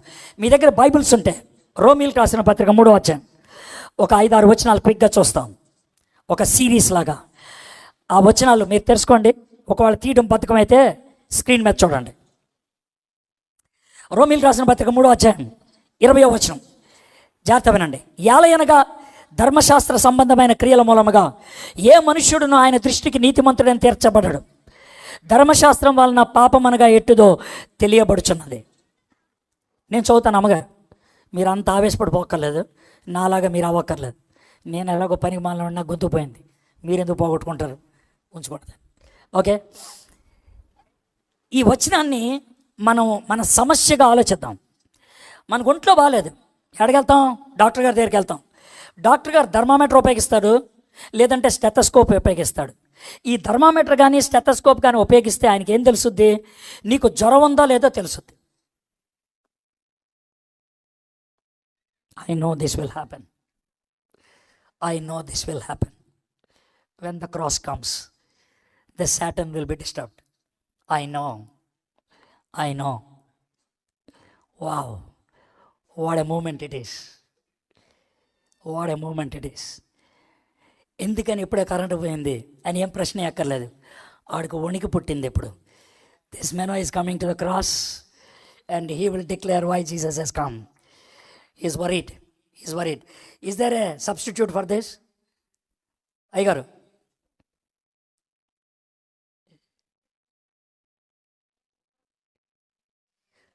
మైక్ పనిచేస్తుందని నాకు అర్థమవుతుంది. నేను దాన్ని అడగల, బొమ్మల కోసం అడిగా. అది 1 minute అయితే వస్తుందా? ఆన్లైన్ వస్తుంది కాబట్టి మీరు ఆన్లైన్లో చూసుకుంటారా? యో విష్, మీ మొబైల్స్ ఆన్ చేసి ఆన్లైన్లో చూసుకోండి. Will do it. Okay, that's wonderful challenge. మీకు మొబైల్ లేకపోతే పక్కింటి వాళ్ళ దగ్గర చూడండి, అంటే పక్కింటి కంటే ఇంటి కాదు, పక్కోళ్ళు. రైట్. మనకు ఒంట్లో బాగోపోతే మనం డాక్టర్ గారి దగ్గరికి వెళ్తాం. డాక్టర్ గారు అయితే థర్మామీటర్ కానీ స్టెథోస్కోప్ కానీ వాడతారు. ఆయన ఆ రెండిట్లో వాడినప్పుడు ఆయన తెలిసేది ఏంటంటే మనకి జబ్బు ఉంది అని నిర్ధారణ చేయడానికి మాత్రమే పనికి వస్తుంది. సో నా స్టేట్మెంట్ నెంబర్ 1 ఏంటంటే, చట్టం ఎందుకు పనికి వస్తుంది? చట్టం ఎందుకు పనికి వస్తుంది అంటే నేరారోపణ చేయడానికి. That's all. చట్టం చేయగలిగేదల్లా ఒకటే, వీడు నేరస్తుడు, అంతకు మించి ఏం చేయలేదు. చట్టం ఈ పని చేయలేదు. చట్టం కానీ ధర్మశాస్త్రం కానీ థర్మామీటర్ కానీ నీకున్నటువంటి జబ్బుని తీలేవు. జబ్బుందే అని చెప్పుద్ది, అంతే. ధర్మశాస్త్రము చట్టము రోగ నిర్ధారణ చేయగలదు కానీ పరిష్కరించలేదు. ఇప్పుడు చదువుతాం, వచ్చాం చూడండి. ఏలయనగా ధర్మశాస్త్ర సంబంధమైన క్రియల మూలముగా ఏ మనుష్యుడును ఆయన దృష్టికి నీతిమంతుడని తీర్చబడడు. ధర్మశాస్త్రం వలన పాపమనగా ఎట్టుదో తెలియబడుచున్నది. కాబట్టి మతపరమైన జీవితం, చర్చికి వెళ్ళటం, బైబిల్ చదవటం, ప్రార్థన చేయటం, ఉపవాసం ఉండటం, ఇవన్నీ మంచివే కానీ అవి రక్షించలేవు. కానుకలు వెయ్యటం, బల్ల కార్యక్రమంలో చేతులు వేయటం, ఇవన్నీ మంచివే. సహవాసానికి వెళ్ళటం, ఇవన్నీ మంచివే కానీ ఇవి రక్షించలేవు. ఇవన్నీ దేనికి పనికి వస్తాయి? థర్మామీటర్. ఇవన్నీ దేనికి పనికి వస్తాయి? స్టెథోస్కోప్ లాంటివి. అయితే 21వ వచనం, ఇట్లుండగా ధర్మశాస్త్రమునకు వేరుగా దేవుని నీతి బయలుపరచబడుతున్నది, దానికి ధర్మశాస్త్రమును ప్రవక్తలను సాక్ష్యం ఇస్తున్నాయి. మనం డాక్టర్ గారి దగ్గరికి వెళ్ళాం, నోట్లో థర్మామీటర్ పెట్టాడు, జ్వరం ఉందో లేదో చూశాడు. తర్వాత డాక్టర్ గారు ఏం చేస్తారు? థర్మామీటర్ పక్క పెట్టి ట్యాబ్లెట్లు రాసిస్తాడు. థర్మామీటర్ మొక్కెరొక్కటి మనకి ఎవడు, ఆయన ట్యాబ్లెట్లు రాసిస్తాడు. ఆ ట్యాబ్లెట్ మనం వేసుకుంటే 2 రోజుల తర్వాత మనం వెళ్తే మళ్ళీ ఏం చేస్తాడు? థర్మామీటర్ తీసి నోట్లో పెడతాడు. జ్వరం తగ్గిందా లేదో చూస్తాడు. ఇప్పుడు జాగ్రత్త వినండి, జ్వరం తగ్గిందా లేదా చెప్పేది ఎవరో? గట్టి చెప్పాలి. థర్మామీటర్ చెప్పిందని మనకి చెప్పేది ఎవరో? ఇంతకీ జబ్బు తగ్గించింది ఎవరో? ట్యాబ్లెట్. జబ్బు తగ్గించింది ఎవరో? తగ్గిందని చెప్పింది ఎవరో? ఆ థర్మామీటర్ చెప్పింది మనకి చెప్పింది ఎవరో? 3 విషయాలు క్లారిటీ వచ్చినాయి కదా. ఈ 3 ఎవరో మనం తెలుసుకుందాం. అది యేసుక్రీస్తునందల విశ్వాసం మూలమది. ఇప్పుడు ట్యాబ్లెట్ పేరేంటి చెప్పండి నాకు? యేసుక్రీస్తు. ట్యాబ్లెట్ పేరేంటి? నోట్లో వేసుకోవాల్సింది దేన్ని? ట్యాబ్లెట్ని. మనం హృదయంలోకి తెచ్చుకోవాల్సింది ఎవరిని? అది యేసుక్రీస్తుని నమ్మి నోట్లో వేసుకుంటే పని అవుతుంది. అది యేసుక్రీస్తునందల విశ్వాసం మూలమదై నమ్ము వారందరికీ కలుగు దేవుని నీతి అయి ఉన్నది. ఇప్పుడు చూడండి, జబ్బుందని చెప్పేది ధర్మశాస్త్రం, పోగొట్టేది ట్యాబ్లెట్. ఆ ట్యాబ్లెట్ పేరేంటి? యేసు ప్రభు. తగ్గిందని చెప్పేది ఏంటి? ధర్మశాస్త్రం. తగ్గిందని మనకి చెప్పేది ఎవరు? ప్రవక్తలు. అయిపోయిందా? ఈ ట్యాబ్లెట్ ఎవరికి కావాలి? ఇది మీకు బొమ్మ రూపంలో చూపిస్తాను. ఇది పైన స్క్రీన్లో ఉంటే బాగుండేది, సాతాను గారికి తెలుసు. ఓకే, ఇది మన పొజిషన్. జబ్బు వచ్చింది, మనం ఏడుస్తున్నటువంటి మనల్ని విశ్వాసం చూపించమని అంటున్నాడు. విశ్వాసం అంటే ఏంటి? ప్రతి దాన్ని వదిలిపెట్టేసి ఆయన మీద ఆనుకోవటం. ఈ 2 బొమ్మలు చూస్తే మీకు అర్థమవుతుంది. పూర్తిగా యేసు ప్రభు మీద ఆనుకోవటం, ఇది మనం చేయాల్సింది. ఎవరు చేయాలి? అందరూ చేయాలి. ఏ భేదము లేదు. అందరినూ పాపం చేసి దేవుడు అనుగ్రహించు మహిమను పొందలేకపోతున్నారు. గుర్తుపెట్టుకోండి, అందరూ. 34 వస్తే వాడు పాసా ఫెయిలా? 32 వచ్చినాడు, 3 వచ్చినాడు. ఈ ముగ్గురులో తేడా ఏమన్నా ఉందా? ఉంది. వాళ్ళల్లో వాళ్ళు మాట్లాడుకుంటే. మీకు అర్థమైందా? వాళ్ళల్లో వాళ్ళు మాట్లాడుకుంటే తేడా ఉంది. 3 మార్కులు వచ్చినాడు, 32 వచ్చినాడు చూశాడు అనుకో, 32 వచ్చినాడు కాలు ఎగరేస్తాడు. సిగ్గులేదురా నీకు? మరి 3 వచ్చాయి, నా 32 వచ్చాయి అంటాడు. 34 కూడా 32 కలిస్తే కూడా అంతే. సిగ్గులేదురా నీకు? నాకు 34 వచ్చినా నీకు 32. మనం కొట్లాడుకునేది కూడా అలాగే ఉంటుంది. సార్ నేను తాగుతాను కానీ గొడవ చేయను సార్ ఆడికిలాగా.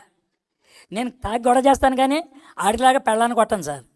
నేను తాగి గొడవ చేసి నా పెళ్ళాన్ని కొడతాను కానీ ఆడిలాగా పక్కింటోటి పెళ్ళాన్ని కొట్టాను సార్.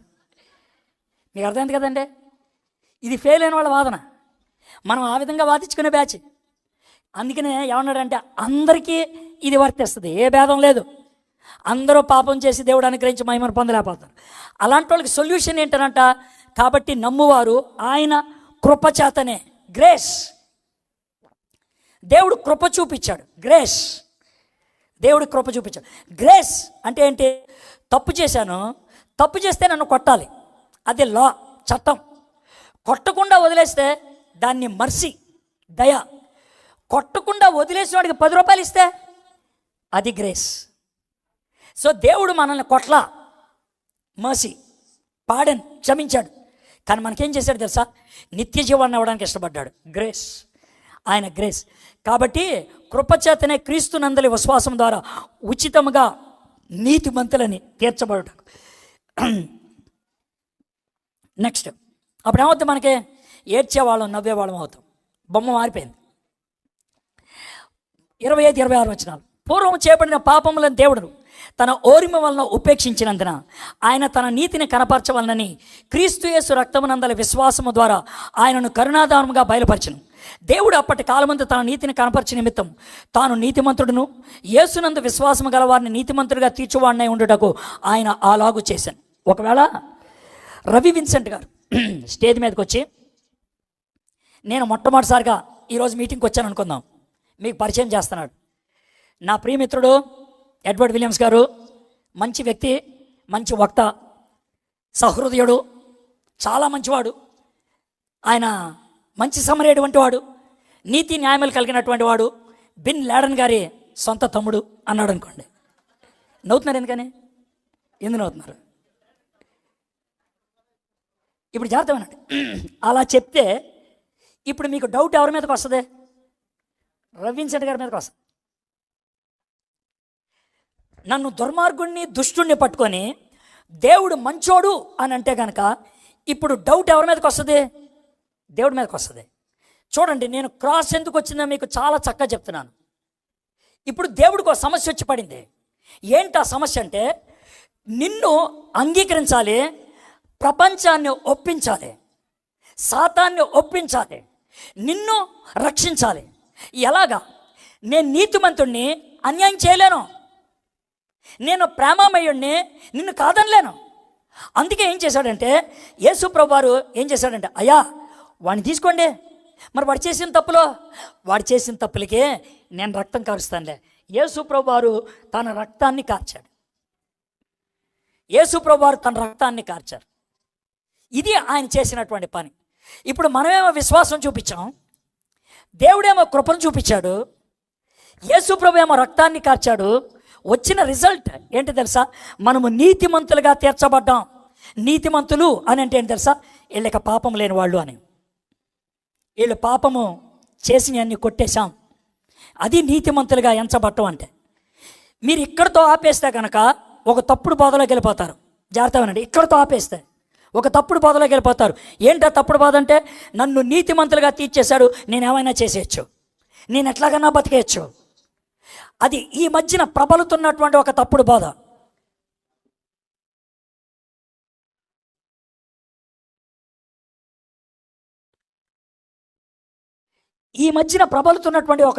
అది.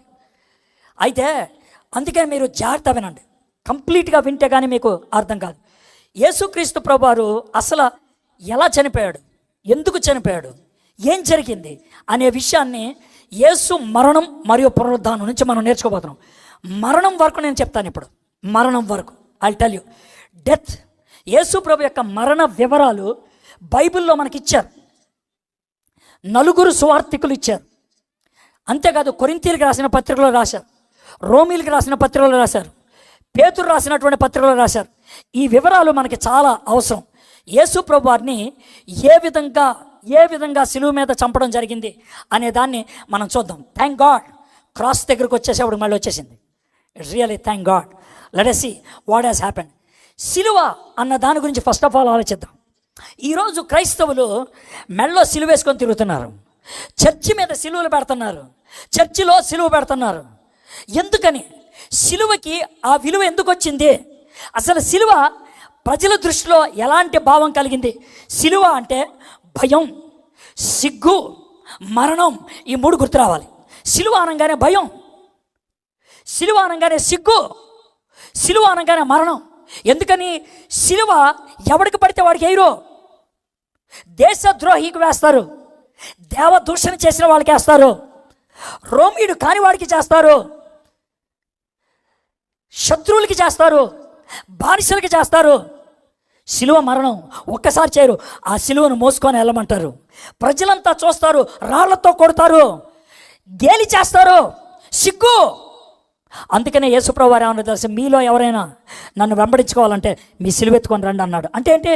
నా కోసం సిగ్గు ఎదుర్కోవడానికి ఇష్టపడాలి. మిమ్మల్ని ప్రజలు సిగ్గుపరుస్తారు, నీచంగా మాట్లాడతారు. సో ఇది సిలువ. రెండోది భయంకరమైన హింస మరియు క్రూరమైన మరణం. ఒక వ్యక్తిని కరెంటు షాక్తో చంపితే 5 సెకండ్లో చచ్చిపోతాడు. 5 seconds కరెంటు షాక్తో చంపితే.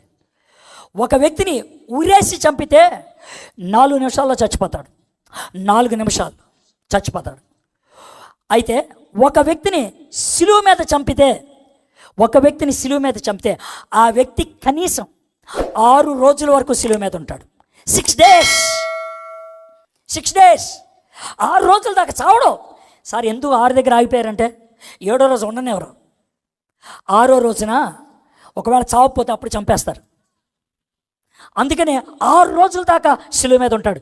నేను ఒక పురాతనమైనటువంటి డాక్యుమెంట్ చూశాను క్రాస్ గురించి. ఆ డాక్యుమెంట్లో ఒక పర్టికులర్ సన్నివేశం చూసి నాకు కళ్ళు వెంటనే మూసుకున్నాను. ఏంటే, ఒక వ్యక్తి సిలువ మీద ఎలా ఉంటాడు, అది యేసుప్రభు కాదు, సిలువ మరణం గురించి చూపిస్తున్నాడు. ఒక వ్యక్తి ఈ విధంగా ఉంటాడు, చేతులు 2. అయితే తన ముందు కొరడాతో కొట్టారు, అక్కడక్కడ మాంసం ముక్కలు బయటకు వచ్చేసి ఉన్నాయి. జాగ్రత్త ఉన్నాడు. ఒక గెద్ద మనోడు బతికే ఉన్నాడు. ఒక గెద్ద ఆ సిలువ మీద వాలి తన మాంసం ముక్కని లాక్కొని తీసుకెళ్ళిపోతూ ఉంటుంది. వీడు అరుస్తూ ఉంటే ఆ గెద్ద వచ్చి ఇక్కడ నిలబడి అది కొట్టే ప్రదేశం చూసినప్పుడు తట్టుకోలేపాను, కన్నును పొడిచి ఆ కంటిలోంచి వచ్చేటువంటి రసాన్ని తాగేసి కాకెళ్ళిపోయింది. వాడు బతుకున్నప్పుడే ఎంత భయంకరమో ఆలోచించండి, ఎంత క్రూరమైన మరణమో ఆలోచించండి. అంత క్రూరమైన మరణం ప్రపంచంలో ఇంకొకటి లేదంట. There is no other death worse than the crucifixion. మూడోది బానిసలు మరియు తీవ్రవాదులకు మాత్రమే అది వర్తిస్తుంది. సరే, యేసు ప్రభుని పట్టుకున్నారు గురువారం సాయంత్రం. ఆయన్ని కోర్టుల చుట్టూ తిప్పడం మొదలుపెట్టారు.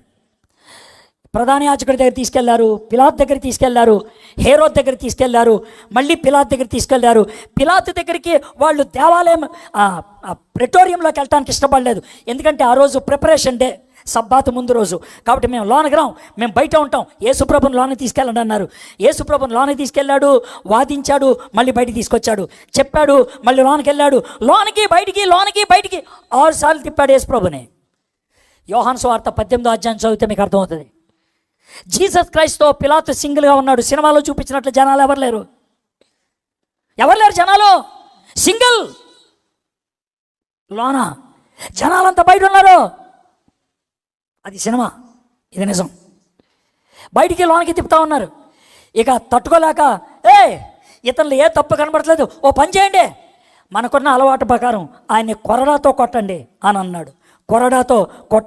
అన్నాడు. ఎందుకన్నాడు ఈ మాట? యూదులేమో యేసు దేవుడని చెప్పుకున్నారు సార్, అందుకు కొట్టమని అడిగారు. రోమీలేమో యేసు రాజని చెప్పుకున్నారు సార్ అని అన్నాడు. ఇంతకీ యేసు ప్రభు నువ్వెందుకు చచ్చిపోతున్నావు అంటే, మానవుడిని విమోచిస్తాను, నేను చచ్చిపోతున్నాను అన్నాడు. చూద్దాం ఏం జరిగింది అనేది. ఈ విధంగా కొరడాతో కొట్టమని ఆయన్ని అడిగారు. ఈ కొరడ 1.5 అడుగు చెక్క ఉంటుంది, దానికి 1.5 మీటర్ తోలు బెల్ట్ ఉంటుంది, చివరి 1/2 మీటర్ని పేలికలుగా చేస్తారు. ఒక్కొక్క పేలికి అయితే గాజు పెంకు, లేకపోతే ముళ్ళు, లేకపోతే సీసంతో తయారు చేసినటువంటి ఒక బాల్, లేదా ఒక ఎముక, ఏదో ఒకటి కట్టి దాన్ని ఏ విధంగా తిప్పుతూ ఉంటారు. మధ్యలో యేసుప్రభుని నుంచోపెట్టి ఇటు అటు ఇద్దరు ఉంటారు. 1.5 అడుగున్నటువంటి చెక్కను భూమిలో పాతిపెట్టి 2 చేతులు అతన్ని ఆ చెక్కకేసి కట్టేస్తారు. యేసుప్రభు 6 అడుగులు ఎత్తుంటాడు, 1.5 అడుగు మాత్రమే ఇది ఉండేది. కాబట్టి కాళ్ళు పంగలు చాపి చాలా దూరం అయితే కానీ వంగలేడు ఆయన. ఆ విధంగా వంగి చేతులు కట్టేస్తే ఒంటి మీద ఒక్క బట్ట కూడా ఉండనివారు.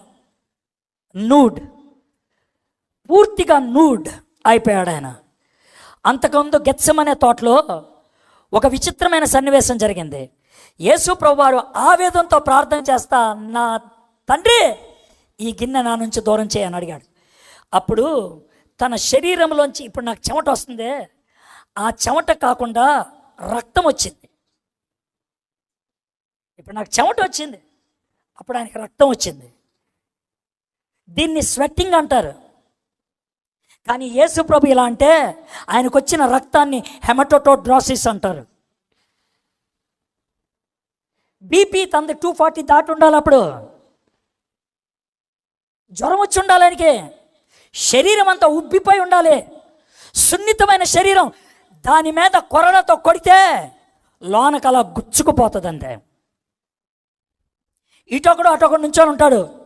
ఎదురుగా శతాధిపతి కూర్చొని 1 ఆనంగానే మీద పడుతుంది. పడిన తర్వాత వెనక్కి లాగరు, దాన్ని గుండ్రం తిప్పుతారు. ఎందుకని? ఈ విధంగా ఎక్కడ పడితే ఇలా తిప్పితే ఇలాగ దున్నినట్లు అవుతుంది. సో ఇటు నుంచి ఓడగొట్టాడు, ఇటు నుంచి ఓడగొట్టాడు, ఇటు నుంచి ఇంటూ ఆకారంలో అచ్చు పడతా ఉంటుంది.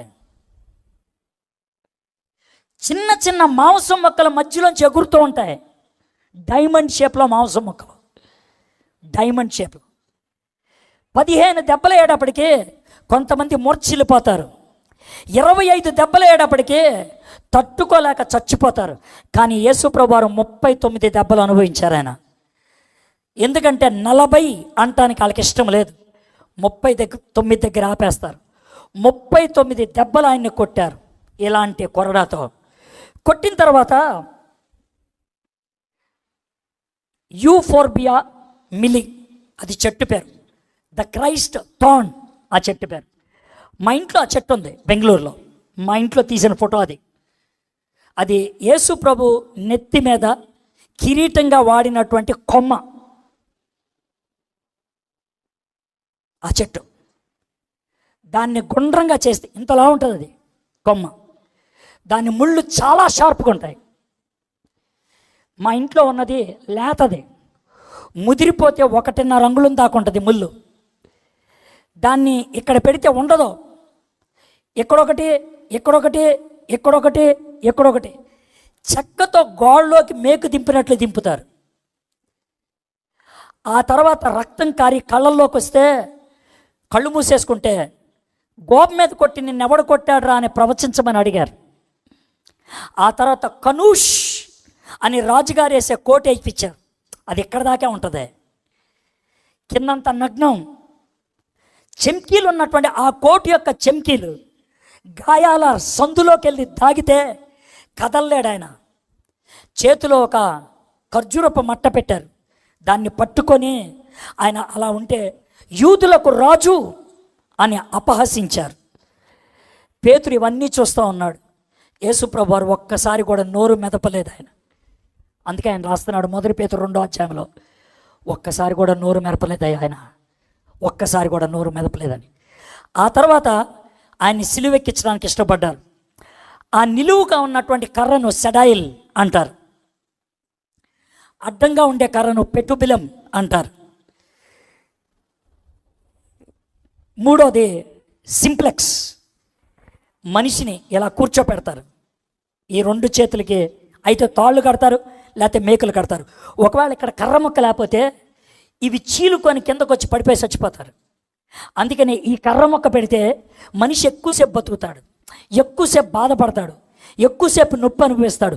అందుకనే ఆ చిన్న కర్ర మొక్క పెట్టి దాన్ని మొయ్యమన్నాడు, దాన్ని పెడతారు. అయితే సిలువ మోసినప్పుడు ఆయన మోసేది అడ్డకరణ మాత్రమే, పెట్టుబలం మాత్రమే. ఇది పూర్తి సిలువను మొయ్యరు.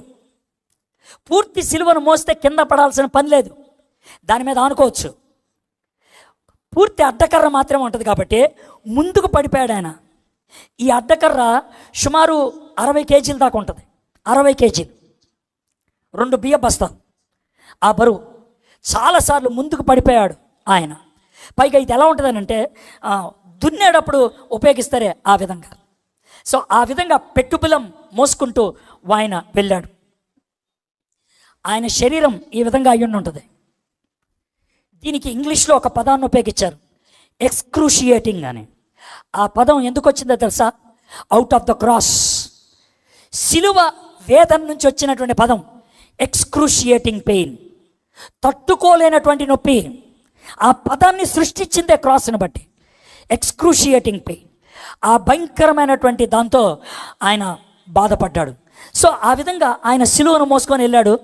ఆ తర్వాత ఇటు 2 5 అంగుళాల మేకు, ఒకటి 11 అంగుళాల మేకు కాలు మీద కాలేసి ఇక్కడ ఆపి 3 మేకులతో ఆయన్ని కొట్టి సిలువ మీద ఉంచారు.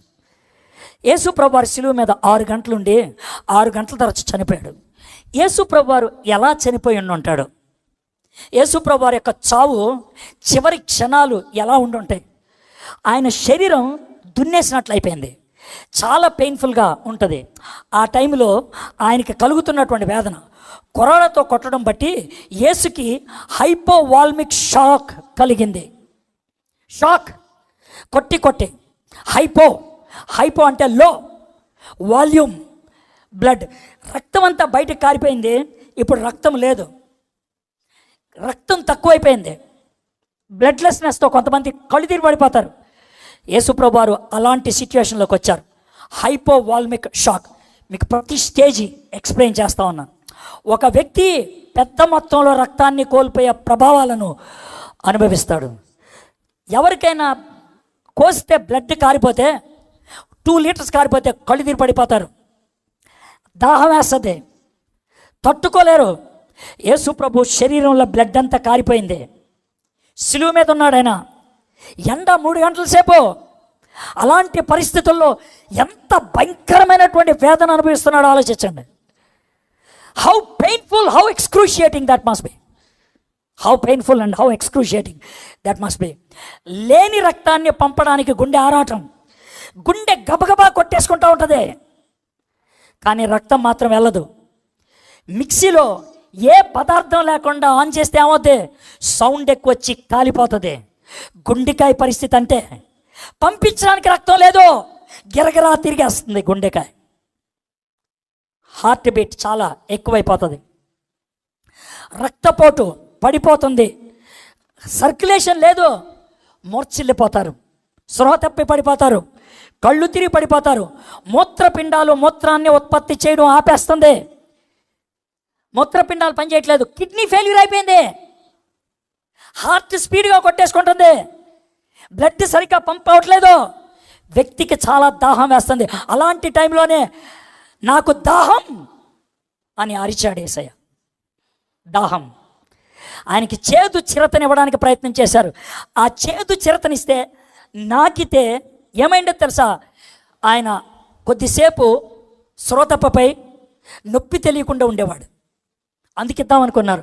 నో, నాకొద్దు, నాకు నొప్పి తెలియాలి, నేను నొప్పి గుండా వెళ్ళాలి, నేను నొప్పిని భరించాలి నా బిడ్డ కోసం, నా బిడ్డ కోసం. హీ డినైడ్ ఆ చేదు చిరతను ఆయన డినై చేశాడు. దప్పికతో తప్పిస్తారు.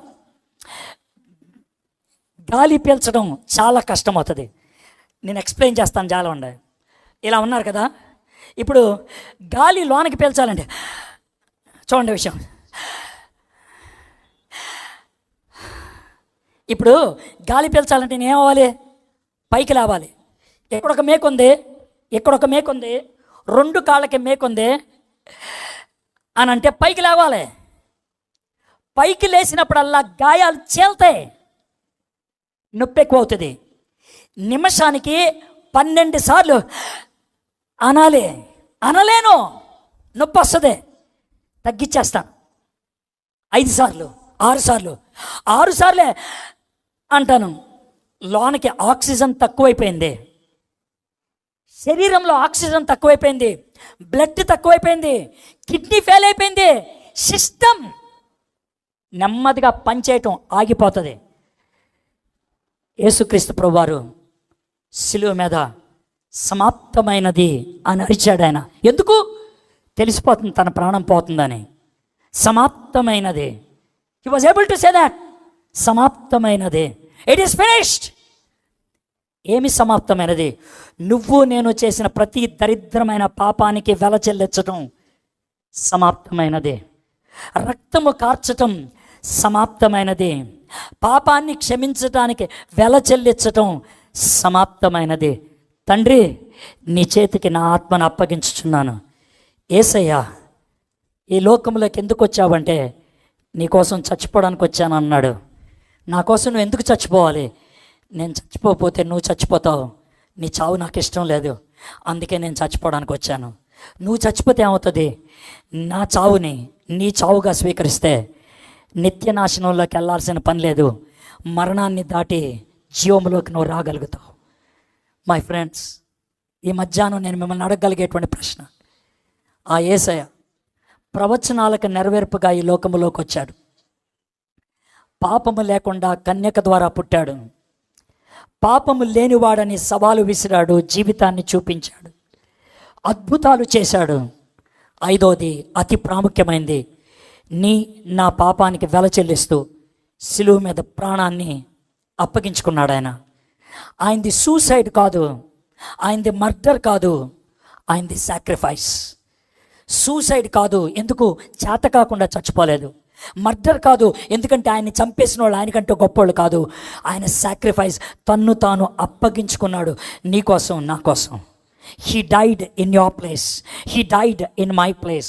ఇక్కడ కూర్చున్నటువంటి మీలో ఎవరైనా సరే, సార్ యేసు ప్రభు నా కోసం చనిపోయాడని నేను ఇప్పటిదాకా అనుకోలేదు సార్, చర్చికి వస్తే సరిపోద్ది అనుకున్నాను, బైబిల్ చదివితే సరిపోద్ది అనుకున్నాను, రవి విన్సెంట్ గారితో ప్రార్థన చేయించుకుంటే సరిపోద్ది అనుకున్నాను, నాకున్న జబ్బు పోతే సరిపోద్ది అనుకున్నాను, నా జీవితంలో ఒక అద్భుతం జరిగితే సరిపోద్ది అనుకున్నాను. అవి చెడ్డమేం కావు, కానీ అవి సరిపోవు. You need to be born again. నువ్వు తిరిగి జన్మించాలి. యేసు ప్రభుని నీ సొంత రక్షకుడిగా అంగీకరించాలి. యేసయ్య, ఆ సిలువ నాది, ఆ సిలువ నాది, నా కోసం ఆ సిలువ తయారు చేశారు, కానీ ఆ సిలువను నువ్వు వేసుకొని నా కోసం సిలువెక్కావేసయ్యా, ఆ సిలువను నా కోసం మోసావయ్యా. యేసయ్య, ఆ సిలువ మరణం నాదని నేను ఒప్పుకుంటున్నాను, నన్ను క్షమించు ప్రభా అని అడగడానికి సంసిద్ధమేనా? ఆలోచించండి. నేను మిమ్మల్ని ప్రార్థన చేయండి అని నేను అడగను, తలంచుకోండి అని నేను అడగను. చాలా నేరుగా ఒక మాట అడుగుతున్నాను. యేసయ్య నీ కోసం చనిపోయాడు, యేసయ్య నా కోసం చనిపోయాడు, ఆయన్ని నా రక్షకుడిగా స్వీకరించడానికి నేను ఇష్టపడుతున్నాను అన్నవాళ్ళు మీలో ఎవరైనా ఉన్నట్లయితే ఉన్న ఫలాన్ని లేచి నిలబడండి. మీ గురించి నేను ప్రార్థన చేస్తాను. యేసయ్య నా కోసం చనిపోయాడు, నేను ఒప్పుకుంటున్నాను. యేసయ్యని నా రక్షకుడిగా నేను స్వీకరిస్తున్నాను. యేసయ్యని నా హృదయంలోకి రమ్మని నేను ఆహ్వానిస్తున్నాను. స్పష్టంగా ఒప్పుకోవడానికి ఇష్టపడే వాళ్ళు ఉన్నట్లయితే ఉన్న చోట్ల లేచి నిలబడండి. ఈ వీడియో మీకు నచ్చినట్లయితే లైక్ చేయండి మరియు షేర్ చేయండి. సబ్స్క్రైబ్ చేయడం మాత్రం మర్చిపోకండి. సబ్స్క్రైబ్ బటన్ పక్కనే ఉన్నటువంటి గంట సింబల్ కూడా మీరు నొక్కండి. అప్పుడు మాత్రమే మేము అప్లోడ్ చేసే ప్రతి కొత్త వీడియో నోటిఫికేషన్ ద్వారా మీకు అందుతుంది. Thank you for watching.